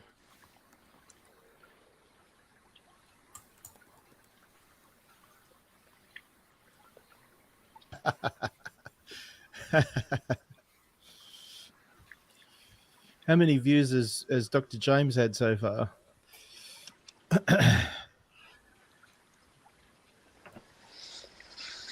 Yeah. Because they're just about to lose all their funding and their recognition, everything. Of course, they're going to do everything they can to hold on to it.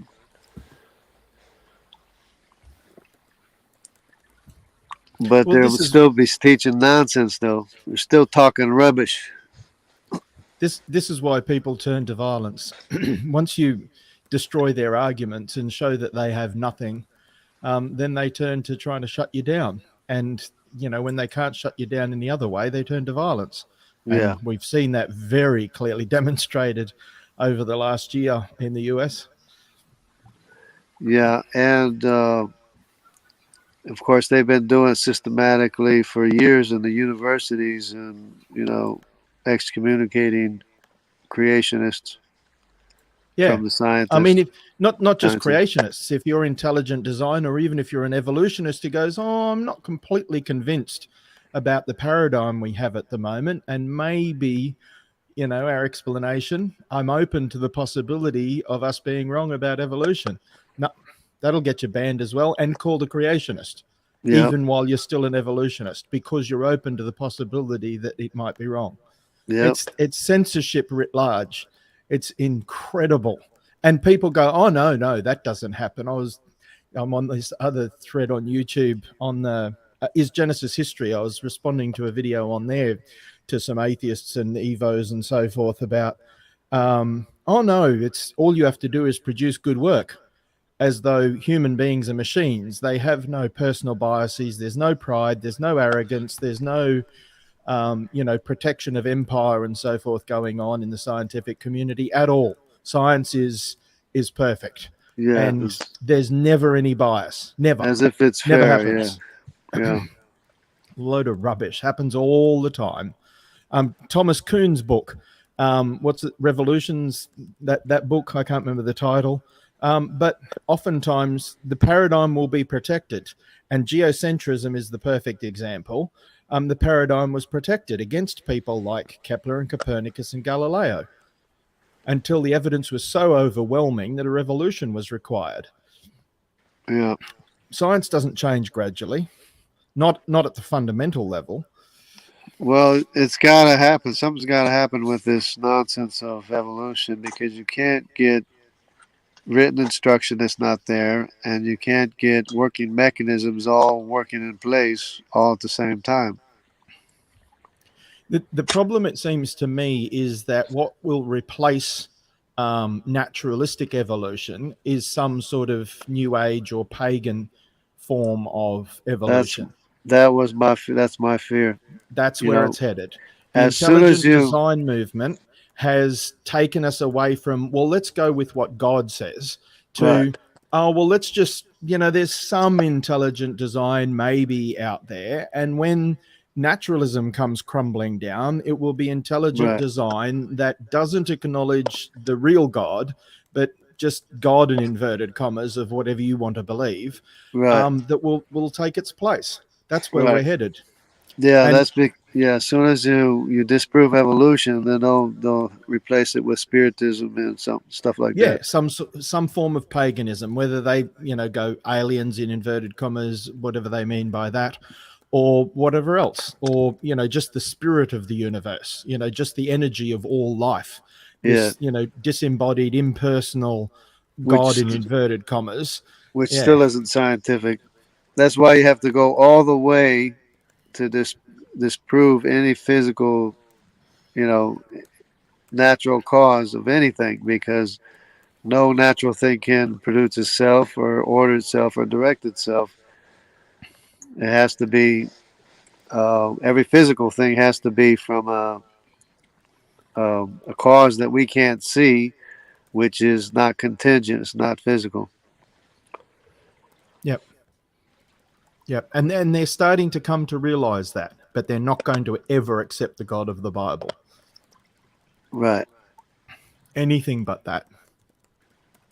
Even though it was everything was spoken from the beginning. Yeah.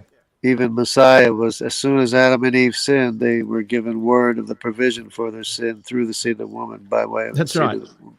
Immediately, Genesis 3:15, God promised, I'm going to send the seed of the woman. Yeah. I wanted to say, I didn't mind intelligent design focusing solely having a minimalist argument. When I nearly left the Christian faith, I said, just to appeal to the Bible is circular reasoning. Because at that point, it's like I wanted to believe the Bible, but it's very hard to use the Bible to prove the Bible. And so I just began with intelligent design. And in that process, I said, there is a God. Pretty hard to deny that. And then I started looking at Noah's flood, and that was kind of my return to faith. So I actually tried to build models that are actually independent from the Bible to see, can we reconstruct something of our past? And I believe in John 10:38, Jesus said, if you don't believe me, believe the works. So the Lord understands when we don't necessarily have the right worldview, and he gives a prescription to help us. For there are people that don't believe the Bible, and there are probably a lot that would like to believe but are finding it hard.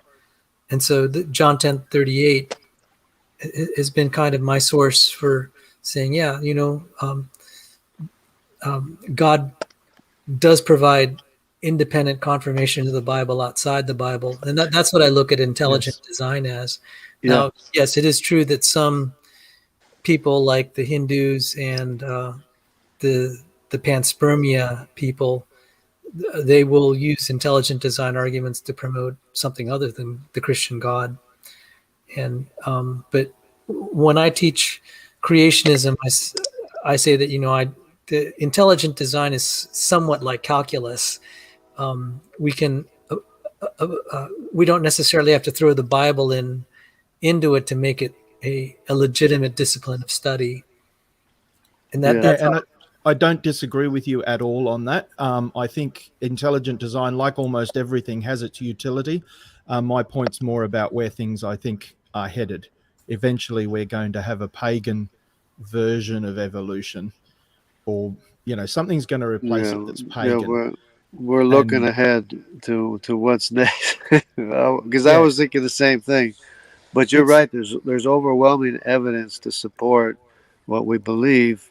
Apart from the Bible, it's the Y chromosome, it's the evidence of the global flood, it's the archaeology and genealogies and human history. I mean, it all, verifies, especially biblical archaeology confirms specific things the Bible says. Just so much evidence. Yeah. I mean, intelligent design, we have an intelligent designer, so I have no problem with that. I have no problem with intelligent design as a concept. My concern is where it's going to head. And I'm trying to look down the track and go, naturalistic secularism will crumble and something will have to replace it. Right. And I really can't see that being the Bible. Right. That's not the direction our world is headed. That's People are the thing. rejecting God more and more.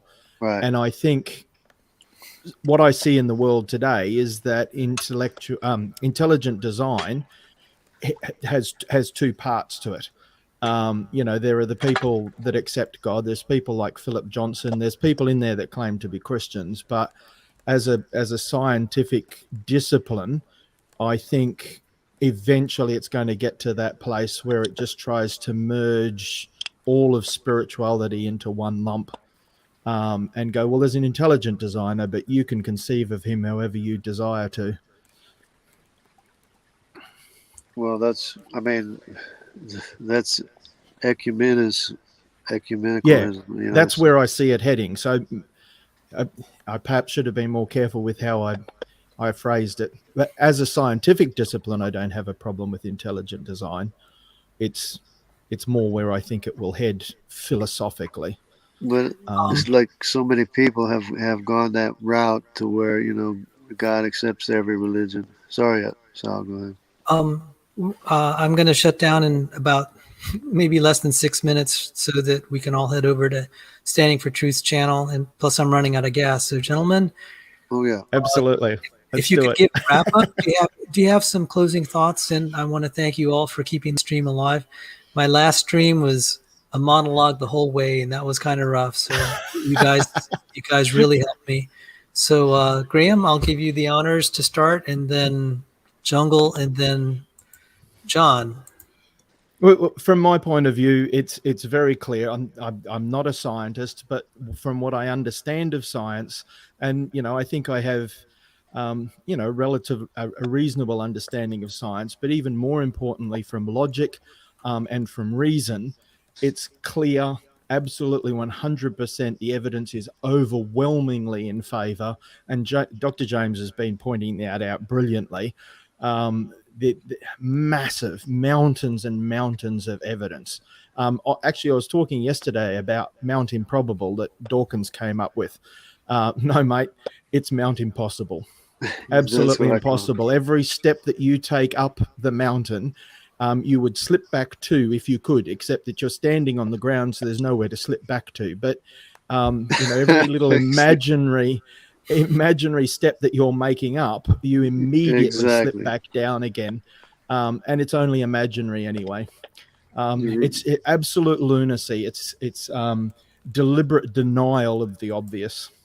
Yeah, you're right on point, right on target. Jungle, last words. Yeah, I have outstanding videos for open dialogue between myself and Dapper Dino and Dr. Dan regarding the Y chromosome and the genetic diversity of people and where they came from and everything. And I also have the prediction that Nimrod is the CY chromosome, which spread all over the world, and because he's the son of Cush, and a few other predictions like that. So that's about it. Thank you. And John, any thoughts? Well, no, I'm here. Can you hear me? Yeah. All right. No, I enjoyed the stream. Appreciate you putting it on, and I apologize for leaving you to a monologue last time, Sal. I was listening, but I was busy working, so I couldn't hop on. But no, I think we all need to take the time to enjoy these interactions, fellowship, and opportunity to learn from each other, learn new things, ask questions, and then ultimately continue the search for the understanding of the incredible universe in which we exist, the amazing engineering that's required for the things that we take for granted, and then ultimately to give all glory to our Creator and the Savior of our souls, and obviously do our best to share that knowledge with those whose minds are open. And if need be, have some fun poking at the those who are the reprobates and wish to drag others in the opposite direction. So I say we just all kind of want to make sure we have each other's backs and help each other rise to the next level and learn how to do the next thing. And mock the mockers. Yep, they lead and help ultimately, but ultimately help or try to help lead others to Christ. Well, thank you. We have 2 minutes to go. I want to thank the panel and the people that are part of the panel today for helping me out. It's been a lot of fun. It's also a way to fellowship with my friends because I'm in isolation here. And you all have been a great support to myself and my mother, my family here during the last year, during the shutdown. I want to also say I'm appreciative of people of all walks of life, from mechanics to welders or whoever, showing interest in this material. A lot of science students feel very marginalized even in their own churches, like their concerns don't count. And your interest in this topic is very heartening, as this channel is organized to help reach out to them. I will be trying to have a after show for Dr. Tour's last episode. The date has not yet been announced to my knowledge. And we've had a lot of fun today. We got to see the marvels of God's work. We know God's attributes, his divine nature and power through the things that have been made. And we saw just a taste of that.